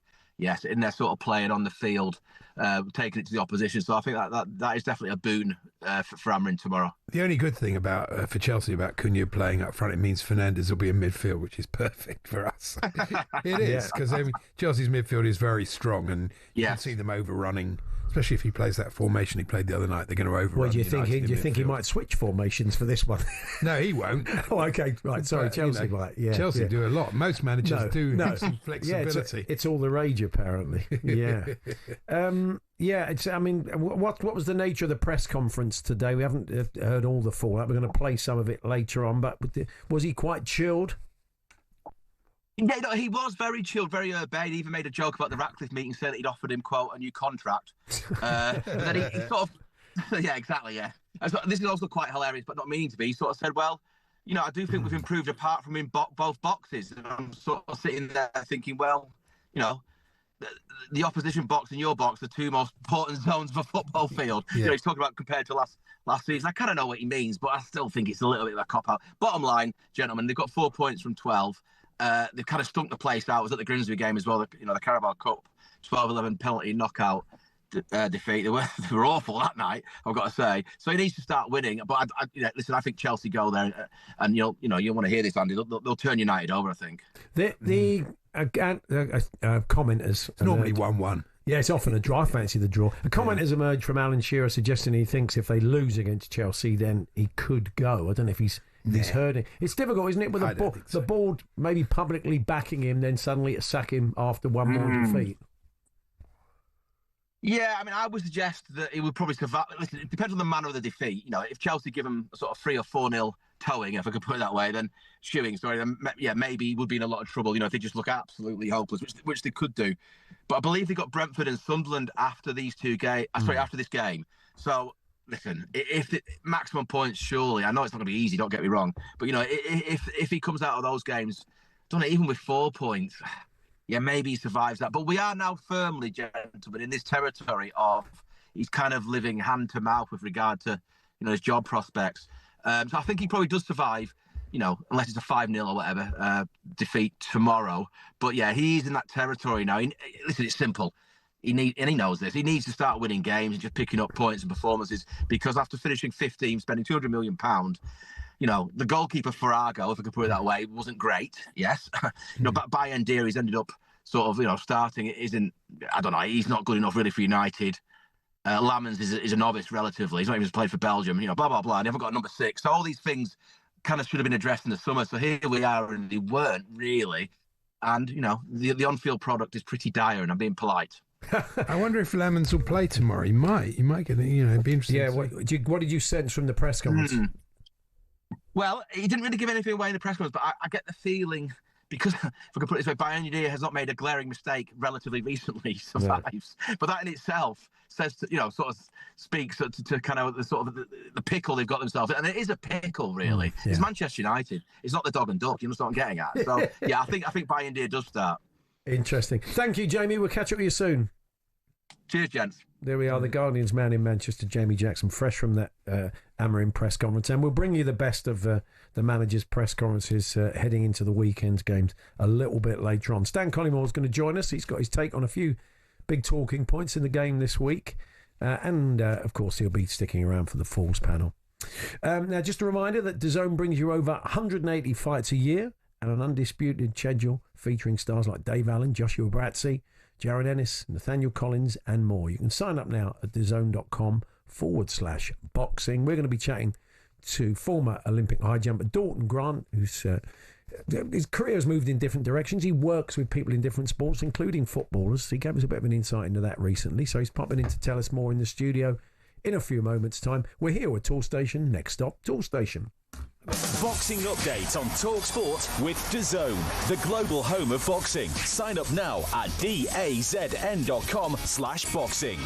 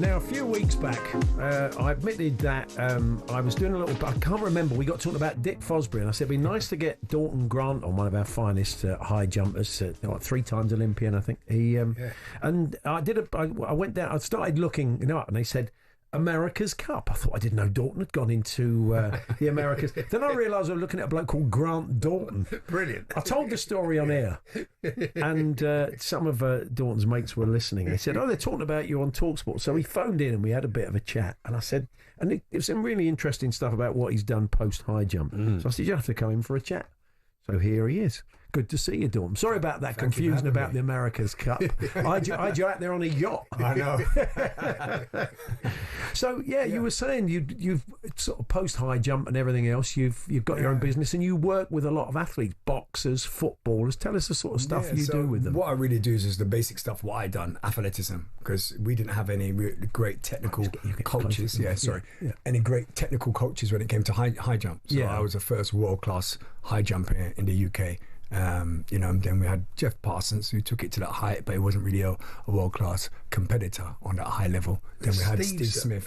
I'm about 10 years older than Steve. Yeah. So I held the ranks with him, And then Steve come through, did really well, world junior record, jumping 237, I do believe. And then he's gone on to get a bronze medal in the Atlanta Olympics in our time. But it's so funny because it's a touch and go when you're an elite athlete, because it's about really being healthy and peaking for the right time. Yeah. So every time I never had really got that one-to-one battle. I'd love to go toe-to-toe with him, because one year he was injured, he went and did really well, and I did it. So I won the Commonwealth gold medal, also European silver medal and so forth. But it's great to have two British high jumpers at that time. Yeah. And we trained together. And Mike Holmes, he was a great coach.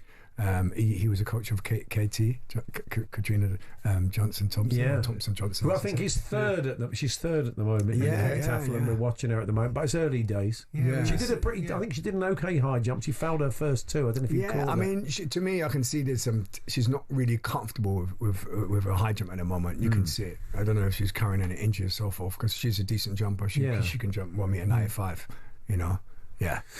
So the sort of work you've done outside of that, you say you've worked in different sports. I mean, is that strength and conditioning? Is it everything? You just try and sort of work holistically with athletes? It's that holistic approach. Even just using sport as a tool to help to develop people. So it could be just your own personal best. So it's me bringing you. I can give you exactly training what Olympians do, but it's whether you're going to hit the targets, that's another thing. Yeah. So I give them the breakdown, how to run, the conditioning. So you need the incentive strength, because you can take impact. So a lot of people, when they get to that level, the faster you become, the higher you jump up, more force is going through your body. So that's why you see a lot of people get injured and get hurt. Yeah. Because then you need the hand and eye coordination, you need a relaxation, because a relaxed muscle is always going to work better than a tense muscle. Sure. So this is why when you come against those barriers where you get to a height where you can jump it comfortably, and then you might get to that height of, like, let's say 237, and you give it a little stick, and then you could twist an ankle, or you can actually strain a calf. I liked your first movement. It was quite backwards. It was. The Dick Fosbury lives on. So did you say you'd work with Ezra and Amza? Yeah.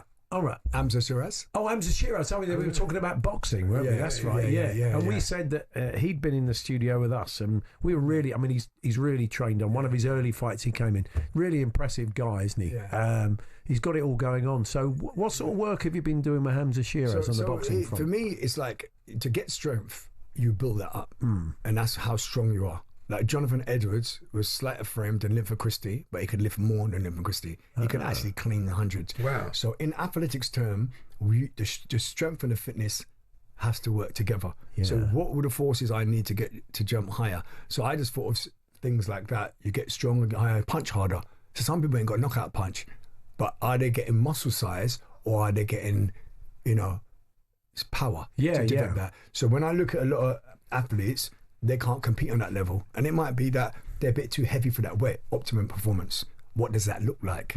So for me, I understand that, and I can give you various exercise, bounding, how to bound, how you react, the mindset, and I can see it, because when a top athlete competes, it's just effortless. Anyone. Yeah. We make it look easy. But I always say to people, what goes into easy is not easy. How were you introduced to him? Was it his people feeling that? It was really crazy. It was like, I trained at a gym, Terry Dunstan. I don't know if you know Terry Dunstan. He actually won a European title. I think he knocked out a Russian in about 10 seconds. Right. So he trains at a gym where I was, and he'd been seeing the way I work, and a lot of players and footballers come to me. So he asked me, would I work alongside him? So I said, yeah, not a problem. And was Hamza open to it? Yeah, he was open for it. It was really that's funny. great, because you could understand some scepticism. There might be boxers out there thinking, well, what can a jumper teach me? But I mean, you've obviously Getting into the ring. Yeah, doing the NAS. But they know a bit about me already, because I did, the Peacock Gym. I mean, Jimmy Tibbs, if you know the Tibbs, of course, me, and they call me the Olympian.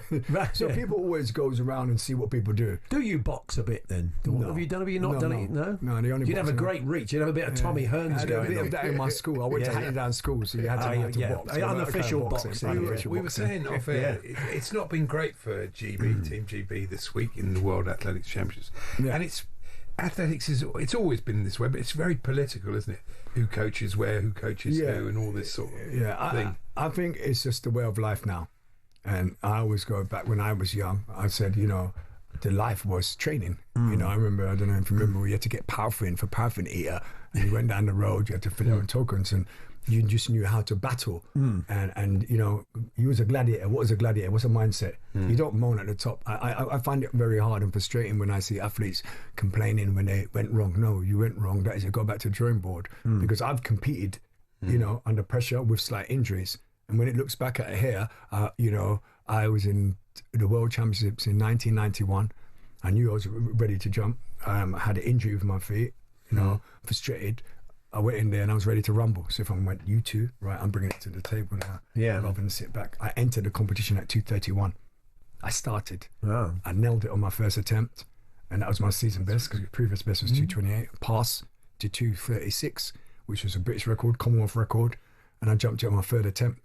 But that's the beauty of those field events and pole vault. That psychological thing of when you there's a mindset, the heights you take and all this. But I know myself. Like I mentor it. I know, and sometimes when you're feeling flat, you've got to know how to raise your game, and it takes it. And I think I'm a proud person, so I'm not going to go into a stadium of like 80,000 and like come against the greatest athletes. Because I mean, all the best high jumpers were. Javier Sotomayor, who's jumped 8 foot, was there. Charles Austin, all these athletes. And the funny thing, how they change the rules now.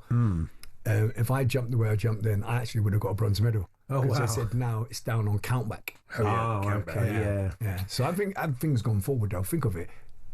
1991, I jumped 2:36. Technology, all the support they have, lottery funding, and like I was saying to you earlier, the best jumper in the national championships jumped 2.14 meters, and they shared a gold medal, 7 foot. So we're well off of world standard at the moment, Team GB. If people want to reach out to you, Dalton, and tap into what you do, where can they find you? That's a secret. They can't find me anywhere, man. No. You can reach out on Facebook. I'm on Facebook. What I do is put out my training life. Yeah. So I like to show people what I do. And they say the kids don't train hard. I do get them training hard, and you can see the results. So they go over certain challenges. If they're trying to jump a height that they're struggling, they're going back and forth, I stick it out, and I've got the patience to see them get over it. So there's a lot of challenges what I do. So I work on the mind. Quick, you think quick, you move quick. Like I said, once you get strong, then to use the strength, you've got to get explosive. So plyometrics. And then shifting it. And then when you're shifting it with that right technique, what is the technique of when you're running? The mechanics of running. So when you see people up there, when they're in and they've got that sight, that presence, they're smelling that they want it. When people are up there now, they're like this. Are you ready? I'm ready. No, come on. That's how I'm sitting. I've got my shoulders back. Dalton, lovely to see you. Thank you very much for coming in. Dalton Grantley, you can reach out to him via Facebook, the Olympic high jumper. Stan Collymore joins us next. We're going to reflect on some of the stories from the week and indeed look ahead to the weekend's football next.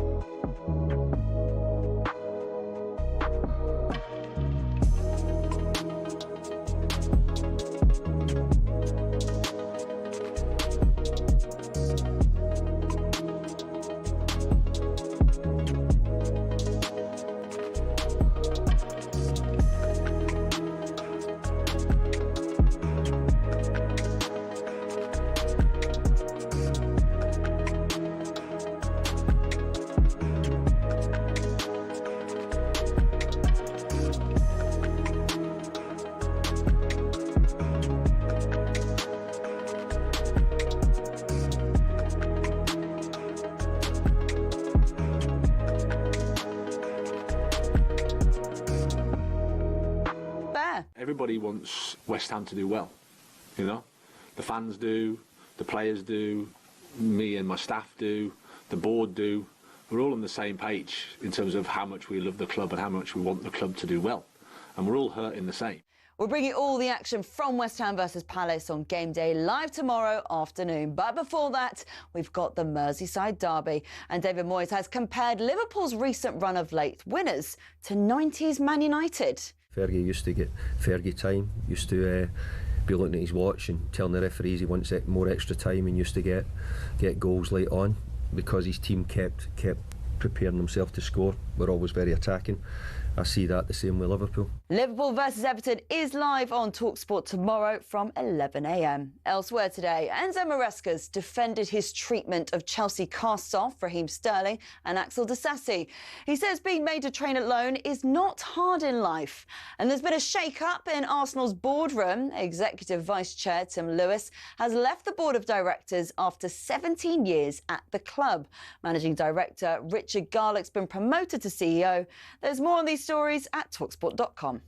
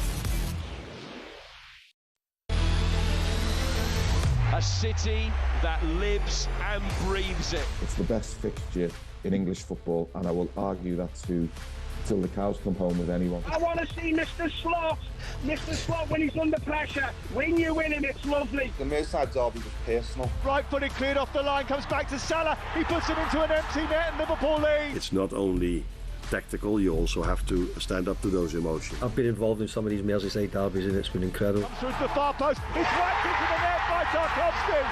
There's a mini pitch invasion.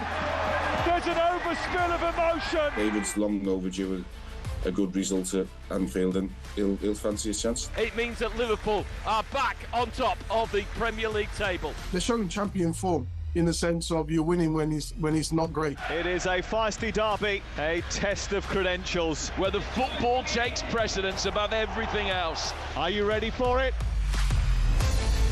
And that kicks off our Premier League commentaries this weekend. The Merseyside It's derby. not the biggest fixture in English football. It's absolute nonsense. Whoever said that, I don't know who it was. 03717223344. What is the biggest fixture in English football? I'd say previously to recent years, Liverpool, Manchester United. Now it's things like Liverpool, Arsenal, the game Arsenal, Man City. Those are the big games now. It was. I've only been to one, and the atmosphere. People tell me you go to them now. The atmosphere not quite as sort of cordial as it used to be. Anyway, it's a big game. I'm not saying it isn't a big game, but it's not the biggest. Stan Collymore played in them. Of course, he joins us now. Hello, Stan.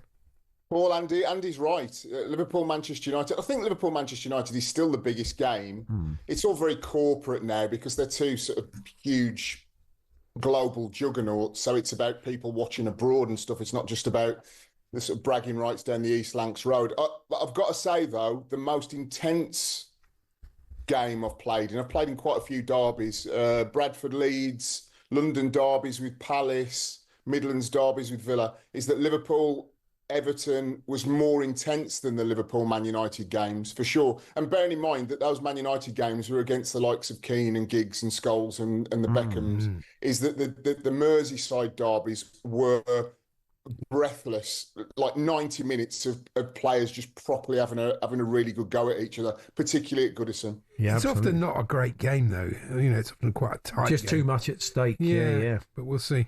Everton have got a good chance. We're going to come on to that in the Falls panel shortly, but we'll bring that one to you live tomorrow lunchtime from 12:30 kickoff. Stanley, I want to talk about bomb squads. You can give us a bit of insight as a player, what it's like. I mean, not for the players that maybe find themselves in that position, and as a teammate of someone that you get on with and know suddenly finds himself out in the cold. Yeah, I mean, I've been bombed out. I was bombed out by John Gregory in my second season under him at Aston Villa, and trained with the kids and trained.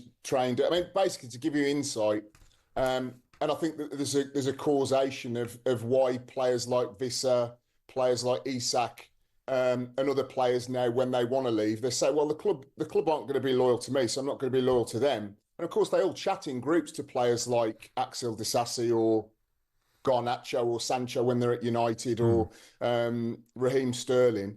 So what happens quite simply is the manager will say to you, look, you're surplus to requirements, go and get a club. And that's fine, but it doesn't happen overnight. And you don't have to just get up and go to the first club that wants you. So in that time, and I remember going to Bodymoor Heath, and bearing in mind I'm a Villa fan as well, so it was an incredibly, I'd draw the line at saying traumatic, but it wasn't a very pleasant experience of having to go maybe an hour before the first team got in, train with the youngsters. Maybe you'd have a training session like Raheem Sterling posted the other day at 7, 8 o'clock in the evening. And you were completely isolated from the group. Now, where it doesn't make any sense anymore in 2025, 26 is that it's effectively the manager saying to the player, we don't want you, and trying to force the player out the door. That's absolutely fine, no problem. He doesn't want the player.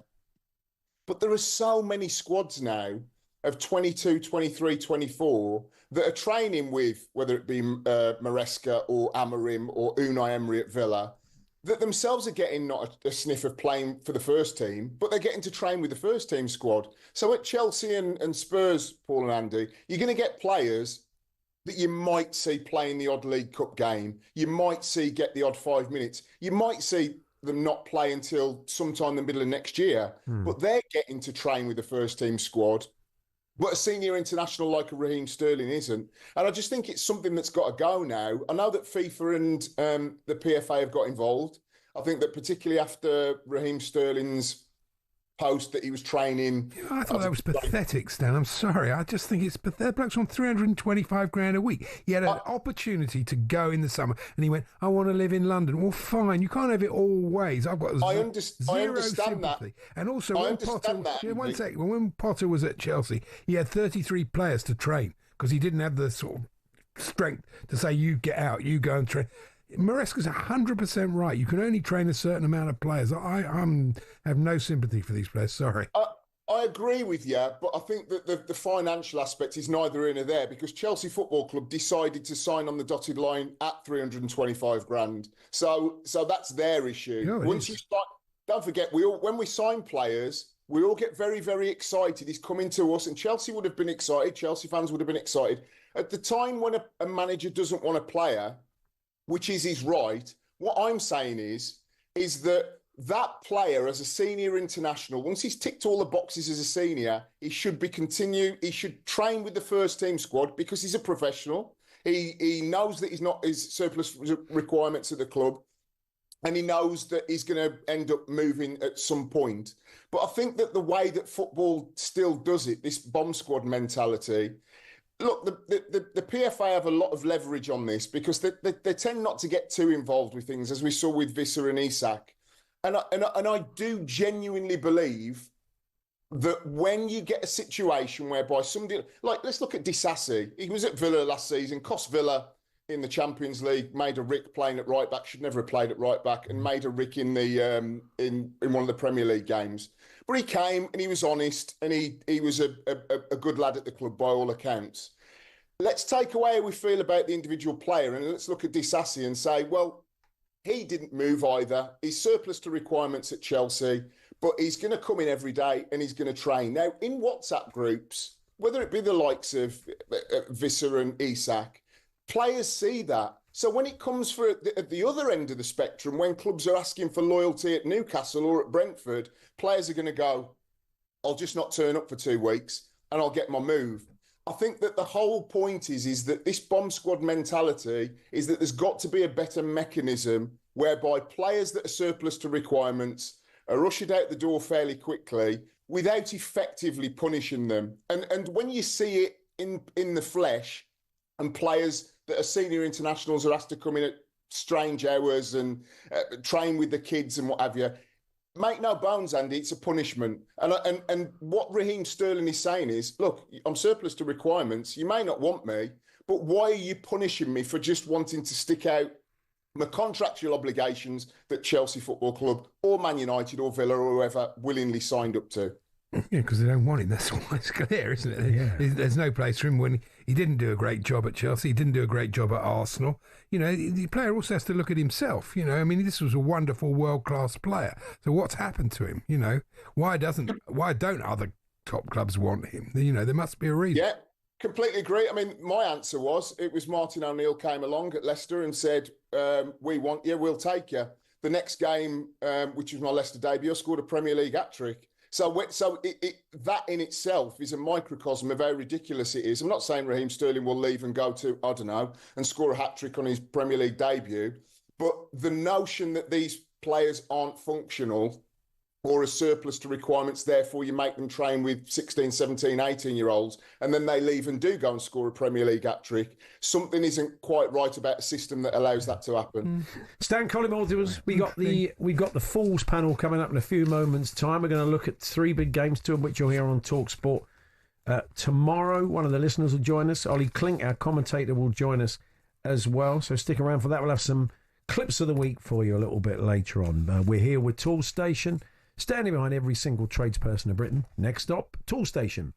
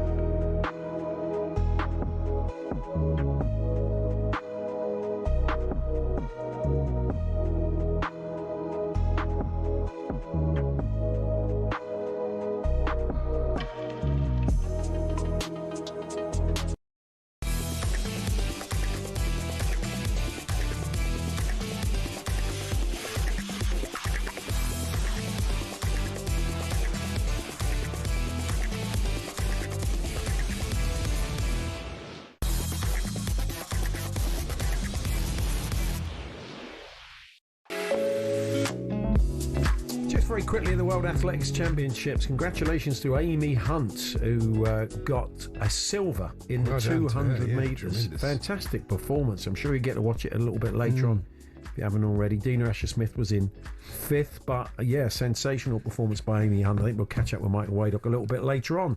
But it's time for the Falls Panel, that point of the show where we look at 3 big games this weekend, 2 of which you'll hear tomorrow on talkSPORT, and try and predict the scores. We get 3 points for getting it right, 1 point for getting the outcome right, nothing for getting it wrong. And this is where we're at. On 6 points, after 1 point last week, bottom of the table, Andy Jacobs. Oh, yes. Dreaded vote of confidence. Not surprising. I only got 2. I'm on 7, as is Stan on 7. Jim Proudfoot was star performer of the week. 4 points for Jim. Well done, Jim. He's on 9, as are the talkSPORT listeners. Peter, the Spurs fan, got 2. Joining us today to represent the talkSPORT listeners, the panel beaters, Gordon the Gooner. Good afternoon, Gordon. Hi, good afternoon, gentlemen. How are you? Not so bad. Me and I were just sort of chatting off air about the way that we're going to come on to the game, and you can tell us then. But I'm sure you'd like to see Arteta go for it, having, you've not got... going to happen. Well, I was up at Anfield for the match. Obviously, we lost the Worldie free kick, and a lot of the fans were like moaning about that. If he had a go, we might have got something, but Arnie Slot said that 8 out of 10 matches it would have been a draw and it would have gone either way. So I tend to agree with him. You can't really go for it, otherwise we'd end up losing that 3-1 or something. But at home to City, when City played last night, I think you kind of feel you should have a bit of swagger about you. You've got a lot more depth in the squad. Anyway, look, we'll come on to it. Let's say hello to Ollie Klink, our commentator. Hi, Ollie. Hi guys, how you doing? Yeah, we're not so bad. Thank you. Commiseration. You're a Newcastle fan, of course. Commiserations last night. Could have been different, couldn't it? Yeah, it could have been. I'm just a bit frustrated he didn't start Voltemada, but I can kind of see why he didn't. But at the same time, a bit frustrating because I think that he might have finished off one of those chances in the first half. Yeah, he did. He did sort of make. It's difficult. It's very parallel with Chelsea because they've lost Visser, Newcastle. Yeah, it does make it very hard. Exactly. We've lost the lap. You're relying on one striker. Yeah, Visser's good. Sort of 2 or 3 weeks off, isn't he? They were saying. Anyway, Stan still with us. We should rock on. Liverpool versus Everton, Merseyside derby, live on talkSPORT tomorrow at 12:30. Gordon the Gooner, you kick us off. How'd you see this one? Well, my friend John was up at Anfield. We were speaking about after the Burnley game, and he was saying that Arne Slot must have been born under a blue moon. I think Liverpool's luck's going to run out. I think Everton got something about them with Grealish, etc. I'm actually going to go for a shock result here. I'm going to go for a 1-1. 1-1, okay. Yeah, you're going for the draw at Anfield. Wishful thinking. Ollie, what do you think? Do you know what? I can see where you're coming from there. I feel like it's the kind of game that Grealish could really turn up for as well. And Liverpool, it's been so many late winners, hasn't it? So I'm also going to go for 1-1. Wow, interesting. Stan, what do you reckon? Liverpool have lost just one of their last 28 home games against Everton in all competitions, winning 17, drawing 10, and Everton have won just 2 of their last 29 Premier League Merseyside derbies against Liverpool. I still think Liverpool aren't fully cooked yet. We've seen that with the late goals and some of the performances in games where I think Everton will have spells in games. But at Anfield, it's very much Liverpool's. Liverpool 2, Everton 1. I've already written that down, Stan. I think I just have a little bit too much quality. I think Everton will have a good go, and Liverpool, having played midweek, might be affected by that. But I've got just a bit too much in reserve, so I agree with you. 2-1. Andy? I'm going for a 1-0 Liverpool win. Goal in the 99th minute.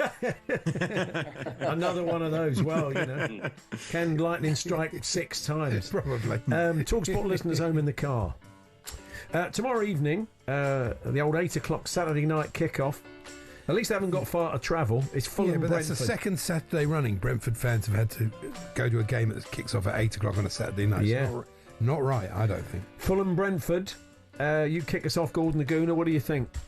This is one I won't be watching, unfortunately. I think Brentford lost a bit, haven't they, during the summer?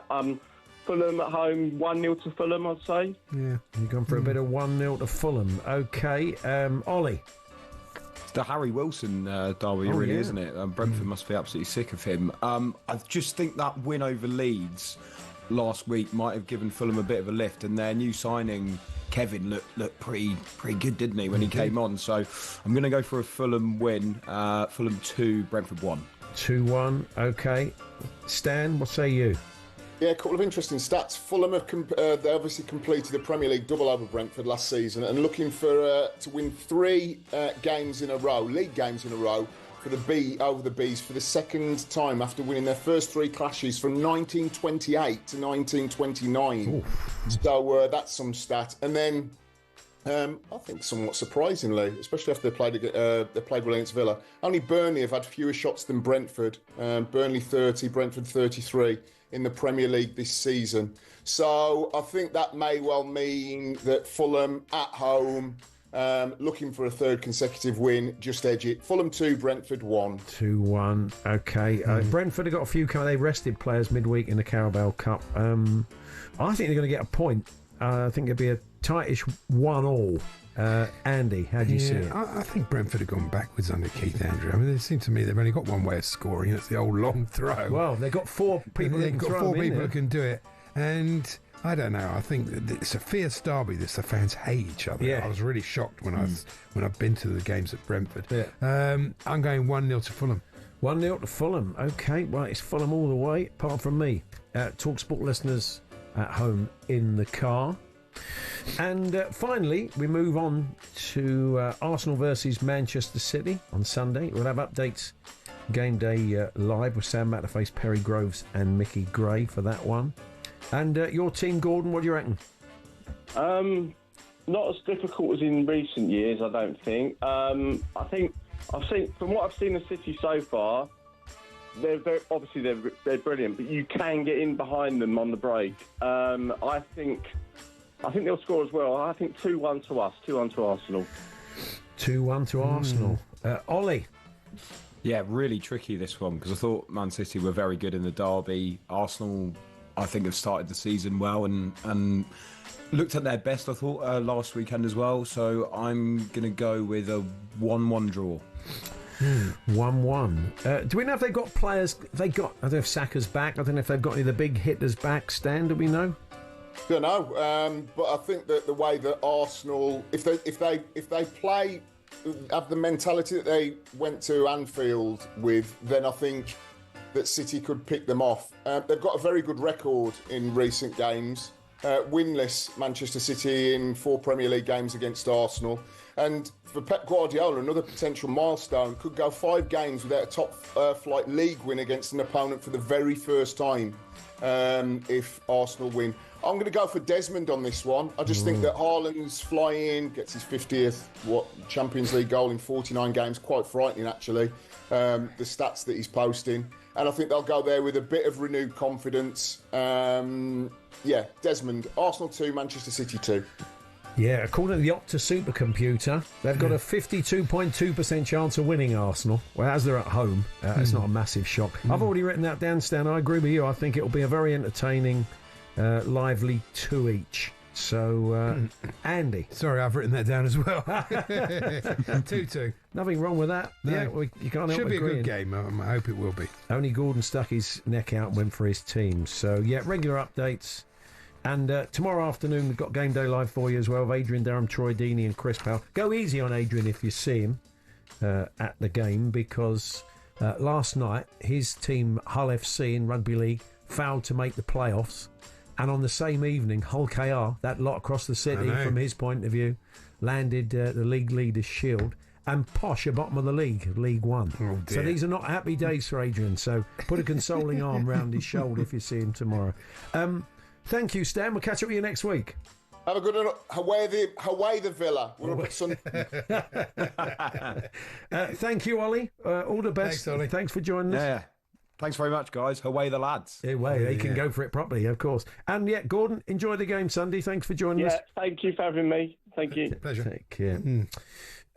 Thank Football. It's Friday is with us this evening. You can tune into everybody. And Ollie's going to be on with Rory Jennings from 7 o'clock. So check out Ollie and Rory from 7. Thank Football. It's Friday. All the build-up to the weekend's big games. And you can get some calls in as well to the boys on the Sports Bar weekend at Adam Cattrall and Carlton Cole from 10 o'clock. And our live football actually gets underway this evening. We've got Borough v West Brom in the Championship for you exclusively live on talkSPORT 2. So still to come this afternoon, Todd Macklin will be joining us from the world of American sports, some interesting stories. We'll have some clips of the week as well, and we'll hear from the gaffers ahead of the weekend's football. So stick around for that and more in the final hour.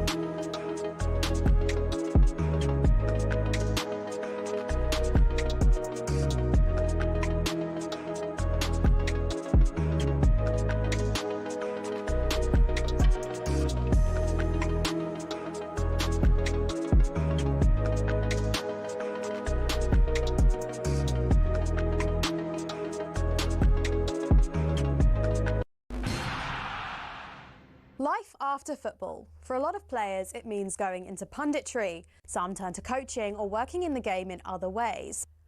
But what about the rest? Some former footballers turn their sights away from the game, and there are a few big surprises. First up, from rainbow flicks to pancake flips. Ex-Chelsea and Southampton defender Ken Monku switched up his footballing career to buy a Dutch pancake house. He bought out the shop, which had been his favourite pancake spot as a child, and before long he was mixing the batter and getting behind the stove. Next, Everton legend Thomas Gravesen swapped out the high stakes of the Premier League for those of the poker room. He made over 150 appearances for the Toffees and won the Scottish Premier League with Celtic. Turned out the Danish international was pretty darn good at poker. He racked up a reported £100 million from his Las Vegas adventures. Remember former Chelsea goalkeeper Petr Cech? Turns out football nets weren't the only goals he was pretty handy in front of. After retirement, he became a goaltender in ice hockey. Same skills, very different surface. And he even won a Division 2 title with Guildford Phoenix. For ex-Liverpool centre-back Daniel Agger, it wasn't just fancy footwork that was in his blood. He was also pretty good with his hands. The Denmark international turned to tattoo artistry after he hung up his boots. He'd qualified as a skin artist while at Anfield, and he then became the co-owner of his own tattoo company as well. It's not all glamour for ex-pros, though. 1966 World Cup winner Ray Wilson set up a very different kind of business. He became an undertaker after he retired. Finally, not many people can say they've won both a World Cup and starred in an Oscar-winning film. In fact, there's only one person in the entire world who can say that. Frank Leboeuf, the former Chelsea defender, was part of the 1998 France squad who won the World Cup. He ended up marking Brazil's Ronaldo in the final and helped his side to a 3-0 win. But Leboeuf had already begun acting on the side while he was playing football, and his biggest role came some years after his retirement when he landed the part of a doctor in the Stephen Hawking biopic The Theory of Everything. I embrace the career of acting, so I want to learn more. So seeing lots of movies is a part of my job. To be honest, with all the dramatic diving in the game these days, there's probably tons of ex-pros who've got the acting skills to make it in Hollywood.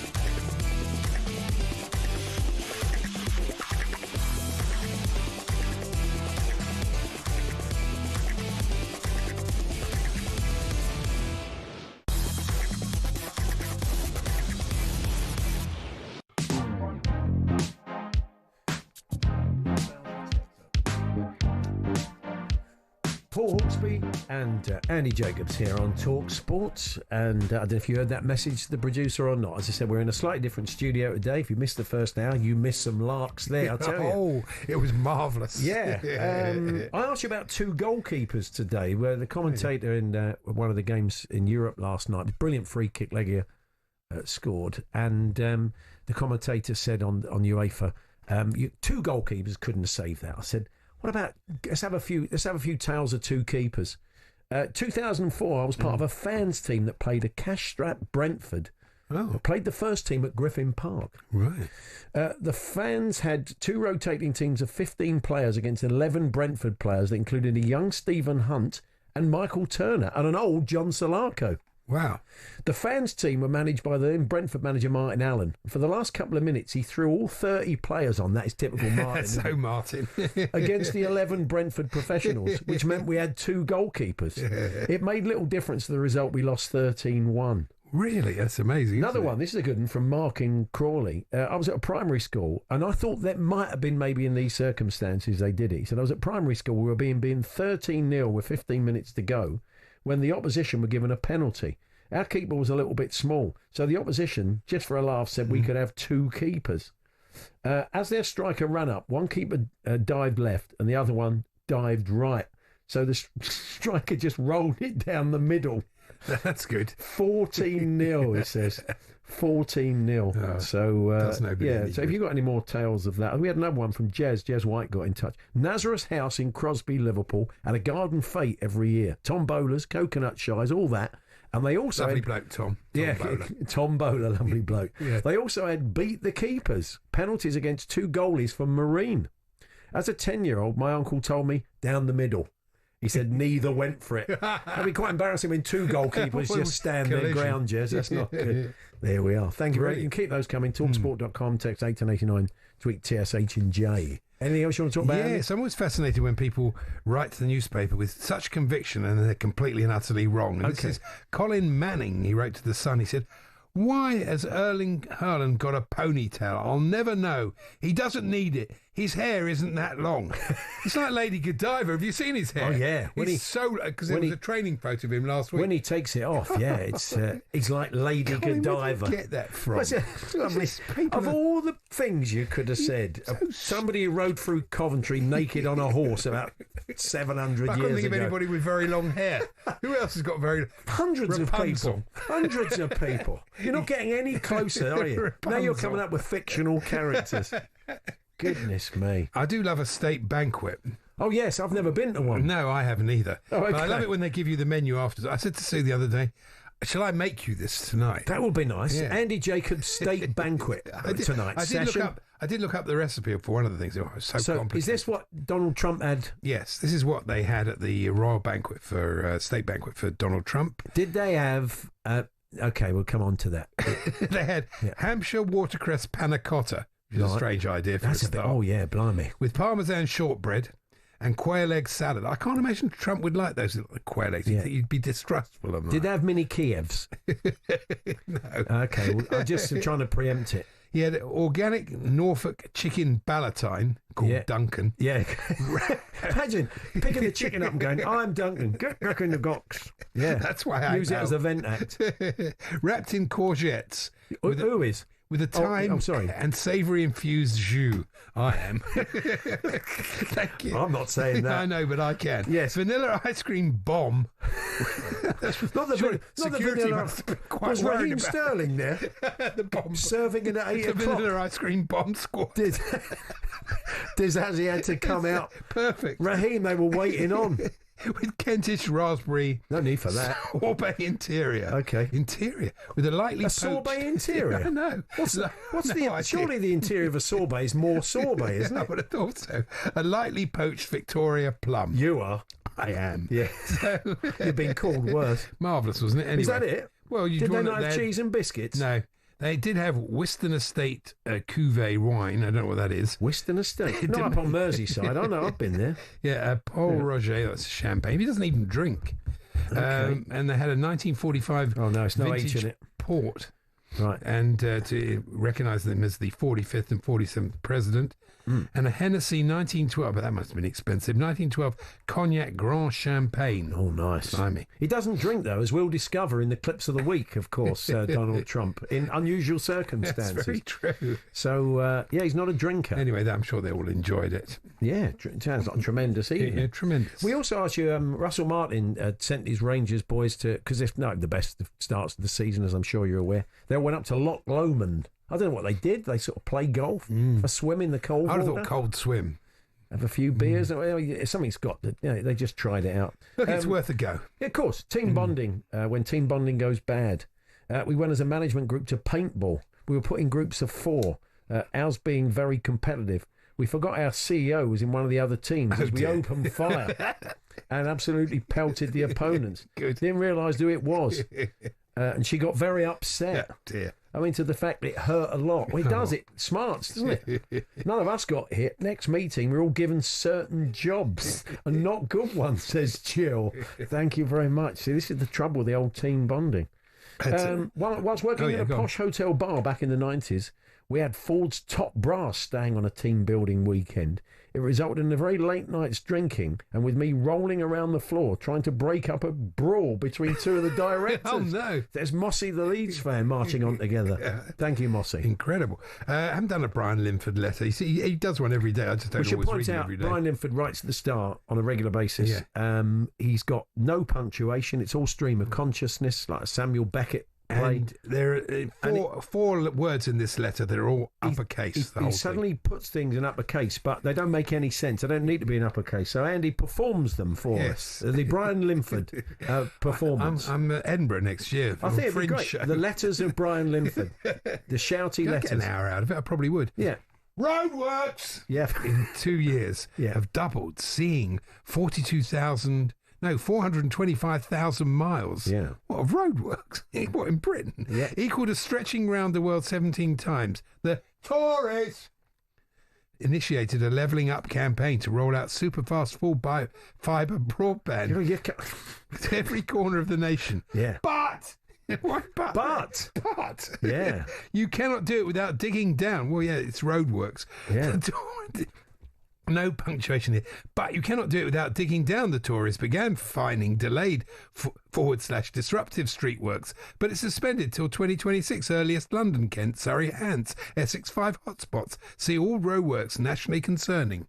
Nice. What does that mean? It's like Stanley Unwin lives. Why not? Why publish it? This is the question. Well, you know, they're a bit short of letters, seeing as I got banned. 2 goalkeepers, they should be able to use one hand each with the other tied behind their back. I mean, this is not a serious suggestion. I just wonder if anybody's ever tried 2 Tell you goalkeepers. what I did read today, which was very interesting, and I never knew this before. You may have known this. Okay. It was in the City section of the Times. Oh, you cover some ground I for this do. show, Well, I don't like you? to. Yeah. This was about a guy called Roy Dixon. Oh, yeah. who played for Manchester City. He was a goalkeeper for Manchester City. I am aware of this story. Yeah, and he set up a business supplying the butchery trade with sausage casings and breadcrumbs, which are used to bind sausage meat.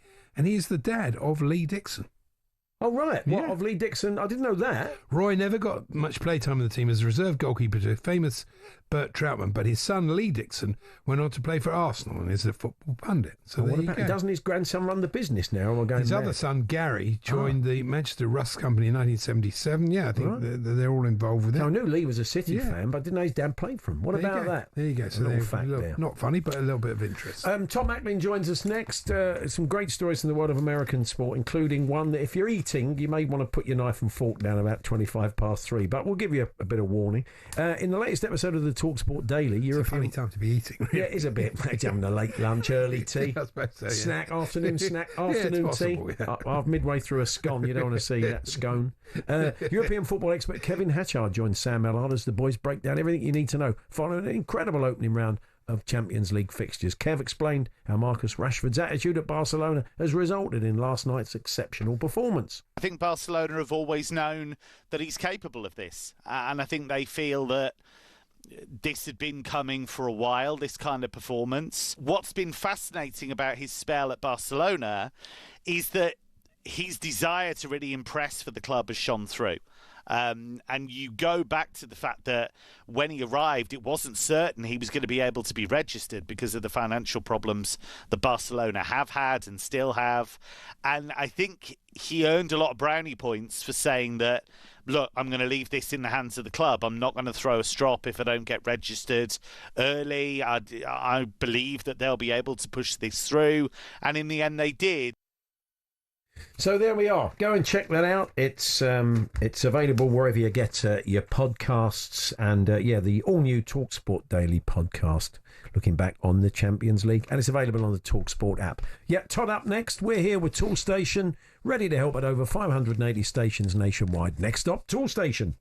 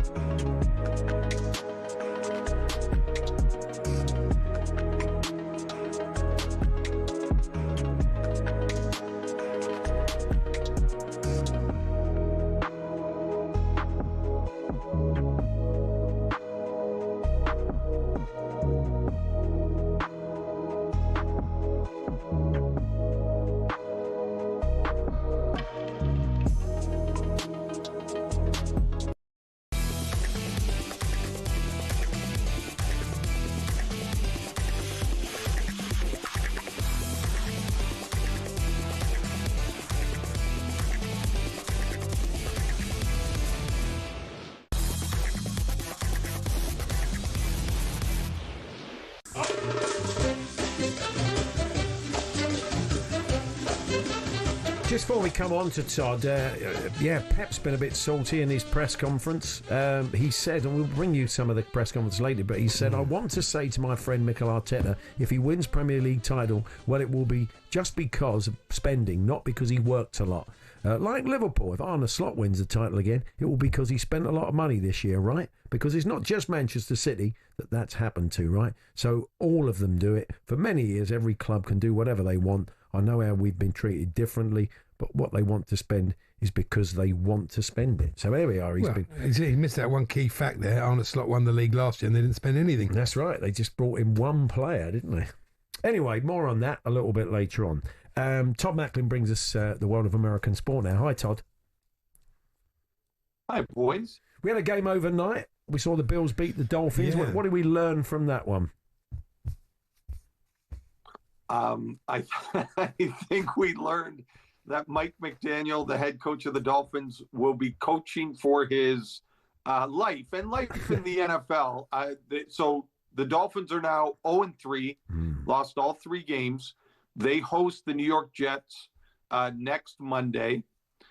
And I would say he needs to win that game. The Dolphins need to win that game or he's going to be fired. I think that is absolutely the case with Mike McDaniel and the Dolphins. They hung with the Bills last night. The Bills were double-digit favorites at home. Todd's frozen. Have we? He's frozen in time. Have we lost Todd? We have to try and get him back. We've got loads to talk about. Have we got Todd back? I think we've got him back. I can see him. Me back? Oh, Where'd you lose me? We got to tell you, froze, Todd. We lost you. You were talking about the manager losing his job. You think it could happen pretty soon. Yeah, I think next Monday, Dolphins host the Jets. And if the Dolphins lose, I think Mike McDaniel, the head coach, would be fired by the Dolphins. 0-3. They were digit. We have technical issues today. Yeah, we certainly are. We never struggle with Todd. Yeah, that was interesting stuff about the record-breaking TV figures. Yeah, we hope we can get Todd back. Even we have to get him on the old tech. We've got so much to talk about. So let's see if we can track him down. But yeah, so we'll try and get back to Todd in a few moments' time. There he is. Is he? No, he's gone. Okay. Yeah, he's gone. He's back. He's there. He's gone. Yeah, that's right. They've the record-breaking TV figures for the opening week of the season. So 4% up on last year, 17% up on 2 years ago. So all this kind of global dominance and just maybe the Taylor Swift effect. And maybe there's been a little bit of showbiz to feed into that. When you watch the Red Zone each Sunday, you get 3 or 4 really exciting finishes. Yeah. And you were telling me, though, that I was surprised about this, because we went to the first one, the Major League Baseball game at the London Stadium. Yeah. And it isn't going to happen next year, which is a bit It isn't. No, it's Hammers are getting a lot of stick at the moment. There's another stick to beat them with. If you're a baseball fan, there's going to be no Major League Baseball at the London Stadium. It's not really West Ham's fault. It was supposed to be the Yankees and the Blue Jays were coming over next June, but the last game of the season is and it's against Leeds, so it could be quite a key fixture. It could be. It keeps going the way it's going, and it didn't give them enough time to convert it into a baseball field, so it's not going to happen. They couldn't make the scheduling work. Graham Potter be managing the Yankees. Yeah. I think have we got Todd on a phone? Whatever happened to phones? Whatever happened to phones? Whatever happened to phones? Hello, Todd. Oh, we got you on a phone, Todd. Yeah, we were just saying a couple of things we've just been covering in your absence. NFL TV figures are sensational, aren't they? They must be very pleased. They say 17% up on 2 years ago. So the product is strong, as Andy says. It's amazing how you figure that it's hit its peak, right? And we maybe thought that when Taylor Swift started dating Travis Kelce, right? And the viewing figures went through the roof and Kansas City was winning Super Bowls, and you figured, well, is this the peak? And no, as you said, it just keeps growing and growing. And this is, listen, the Kansas City has lost their first 2 games, right? Yeah. So even despite that, and teams like Dallas struggling, even despite that, it's still growing. It's incredible. It is the number one sport in North America, just by leaps and bounds over the NBA or NHL or Major League Baseball. I've been reading this story this week about Tom Brady, of course, the legendary Patriots quarterback. He calls games on TV, and he's also a pretty major shareholder in the Las Vegas Raiders. And there's a bit of a feeling that it's given him an unfair advantage. He's not given full access. There are certain restrictions on him as an owner and things he can't do. He can't go to practice of other teams and stuff. But he does kind of watch the games, and there's a feeling he has meetings with the Raiders coaches. But I thought, I don't know, if Jamie Carragher bought into Liverpool, I'm sure if he sat down with Arne Slot, he said, I was watching Brentford the other night, this player doesn't mark particularly well. I mean, it's not particularly inside information. What is the issue? What is the beef then with Tom Brady doing this? Well, part of being a TV pundit is you get to meet with the head coaches, the offensive, defensive coordinators, and the players, and they tell you a lot of things. Like over the years, they've told them when they're going to do things specifically in a game. Like they give them a lot of information because there's a trust factor.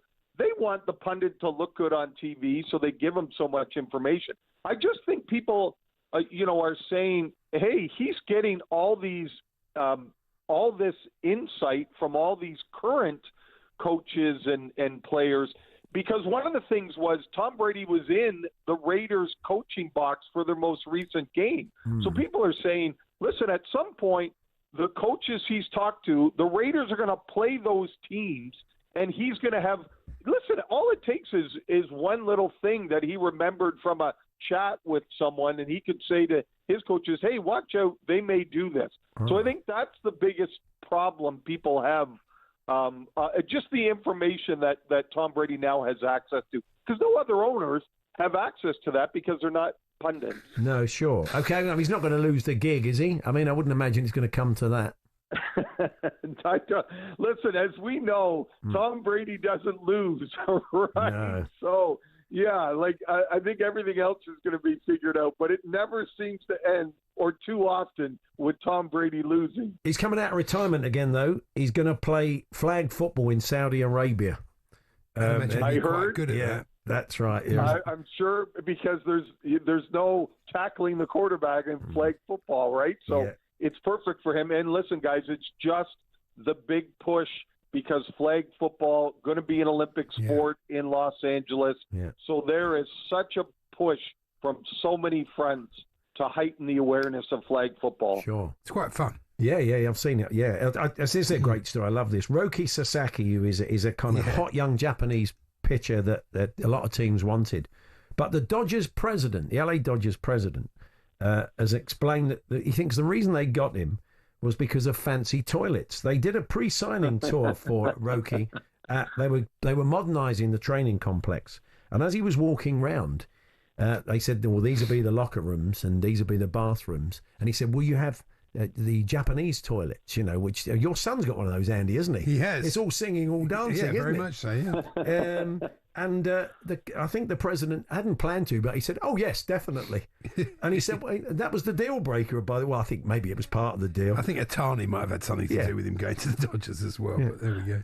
Otani and the money, right? But it's a great story, right? That part of it is the toilets. And it's part of this. I mean, you do it with every sports star. It's that little thing that makes a difference with them, right? For him, obviously it was the toilets, and they're like, this is an easy fix. We get one or some put in, and you're a Dodger.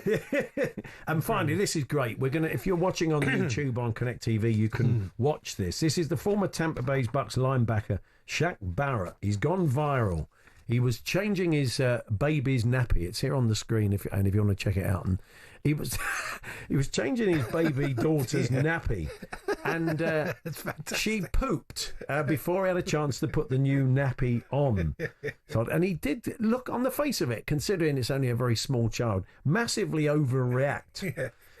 He could have got injured, actually. To the spray. He's a free agent at the moment. Imagine that. Yeah. For two different reasons. A, he broke it, and two, it had some stainage, which I won't go into if you are eating. No, it's not good. He threw the chair out. And imagine it was quite an expensive chair if it was in an NFL player's house. But he later explained to TMZ why he flipped out quite so much. It's worth checking out if you haven't seen it. It has gone viral. But this is what he said. I heard a fart. I looked to see if I had to like cover up for poop, and then I looked initially, like when I initially looked, I was cool, nothing was coming out. And then a half second later, it's a stream spraying towards me, and then it's like some that's like falling right down, and I see it going straight down to the diaper, and something coming to me, so I just reacted and jumped out the way. And it sounds like he's describing a play in the game. Exactly. That's what I thought. It did. It sounds like if Tom Brady's been listening to that, he might feed it back to the coaches at the. But it's a funny clip, Todd, isn't it? His wife's in hysterics at the overreaction to it. He was one of the toughest linebackers in the NFL. Won a couple Super Bowls, but no 300-pound lineman made him jump like he jumped in this video with his baby. It's crazy. He's not going to get another job now. People see this. They're like, no, this guy's not tough anymore. No, exactly. Todd, apologies for the issues. Thanks, we'll catch up with you next week. Thanks a lot. Thanks, boys. There we are, Tom Macklin with the latest on American sports. You haven't seen that Shaq Barrett. I think poop and Shaq Barrett will lead you to the clip if you really want to see it, but it is very funny. His wife's reaction especially. Clips of the week coming up next.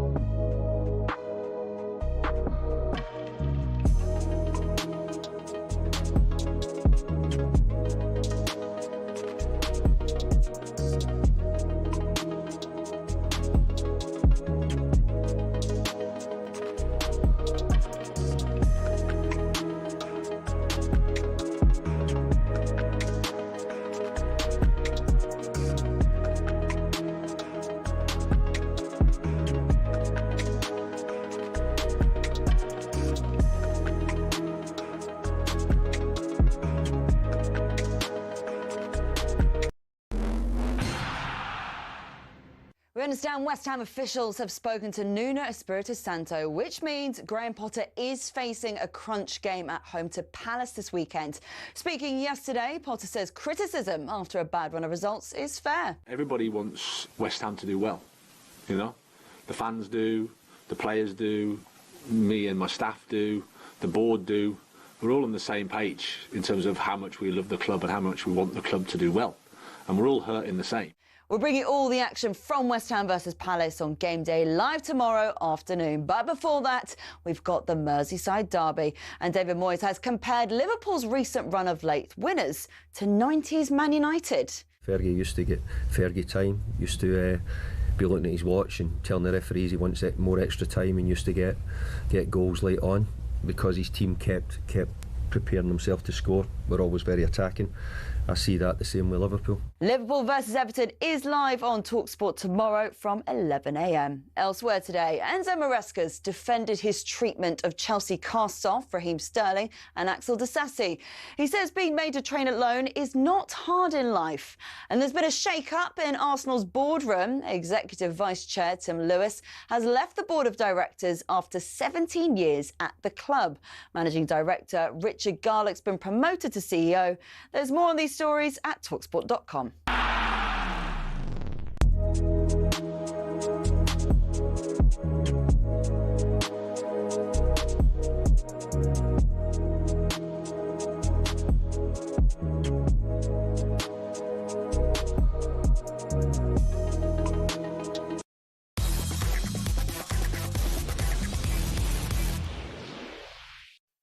Clips of the week on talkSPORT with Toolstation. Proudly behind the trades that work so hard for the nation. Next stop, Toolstation.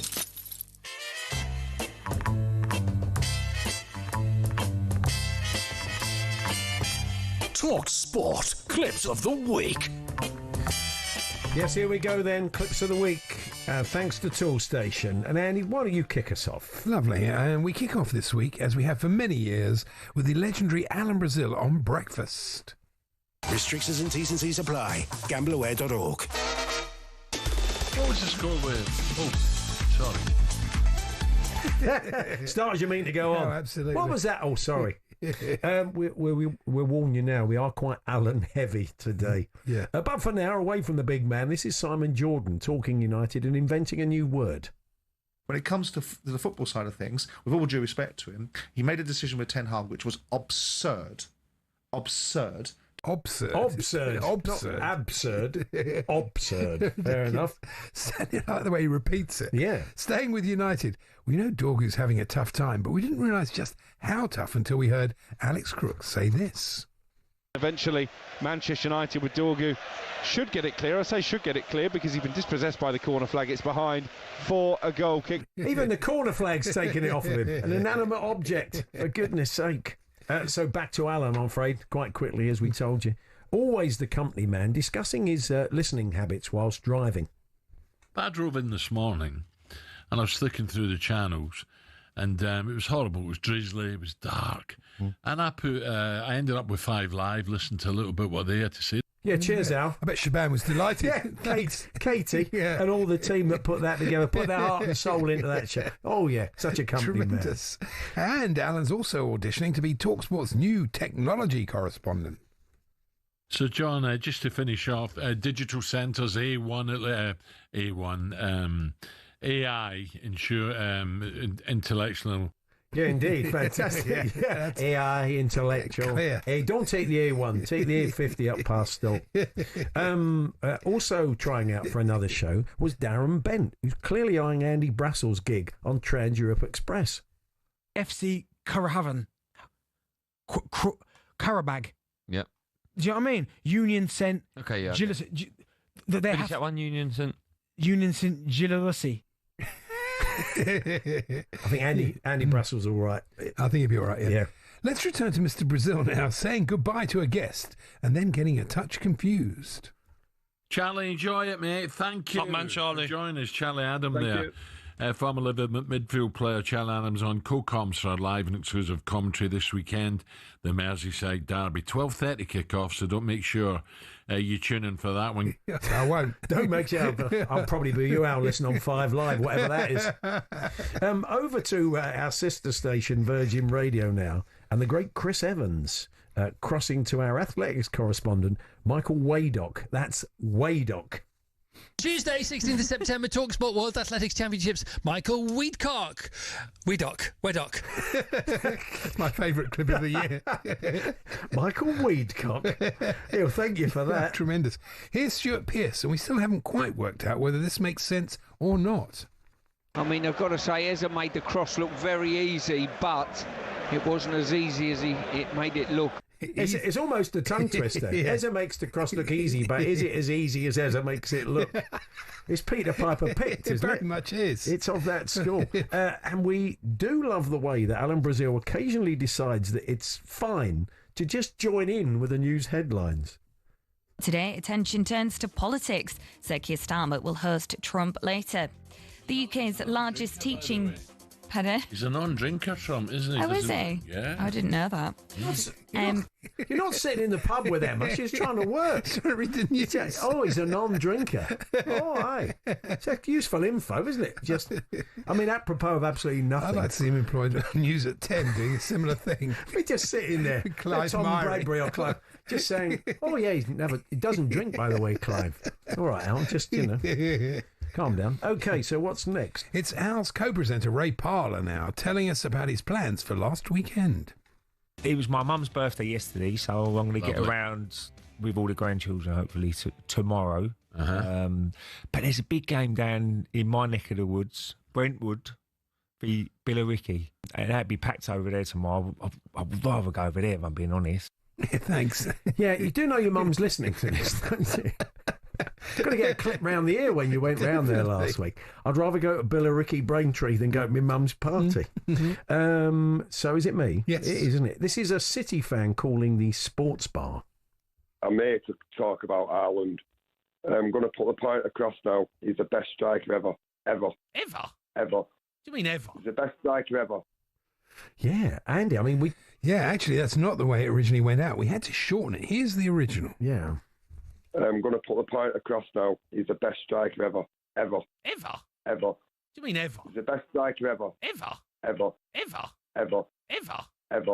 Yeah, we get the idea. He is the best striker ever. Here's commentator Nigel Adley at the South Coast Derby. All the goals as they go in from the Premier League and the Women's Super League. Here on talkSPORT. Yeah, all the latest cutlery news. Talkspoon. Imagine what station that would be like. Tremendous. Fantastic. I just love it. But for me, lads, hello, lads. For me, it's the dessert spoon all day. How can you say that? The teaspoon's easily the best spoon, isn't it? It'd be fantastic. Yeah, great show. Thanks for it. Yeah. Anyway. It's one final one from Alan now. Talking boxing? Don't know. Talking football? Well, talking something. Yeah. But we look forward to the likes of this fella, Tuma, Magic, and Isak, of course. Usyk, sorry. We're going to talk Isak now. We're going to talk Isak now. From Isak a fighter? From Usyk to Isak. Who's Usyk? Keep on like that, Al, you'll get the sack. No way. No way. And finally, yes. It's Andy Jacobs. Whatever happened to him? Andy Jacobs alongside Charlie Baker last weekend on the warm-up in fine voice. Terrible. Baby. Oh, come on, Andy. You're gonna be the one that saves me. If anyone's watching on YouTube, it's like being there. You're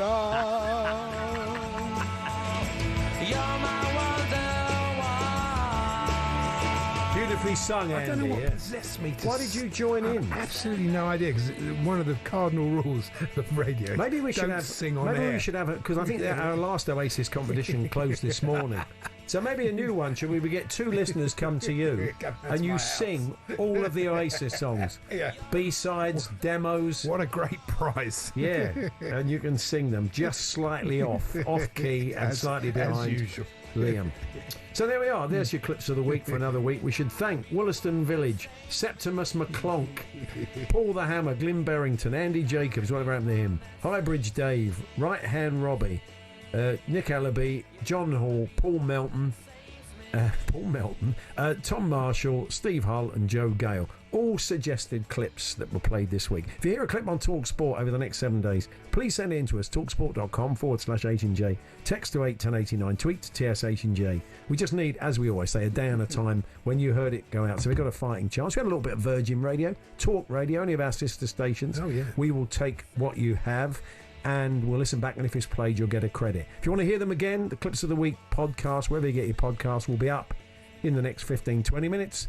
And the H&J Daily with some of the best bits of this afternoon's show, which includes a really fun chat with the former Newcastle player and physio Paul Ferris. Dalton Grant joined us in the studio, and all manner of other stuff.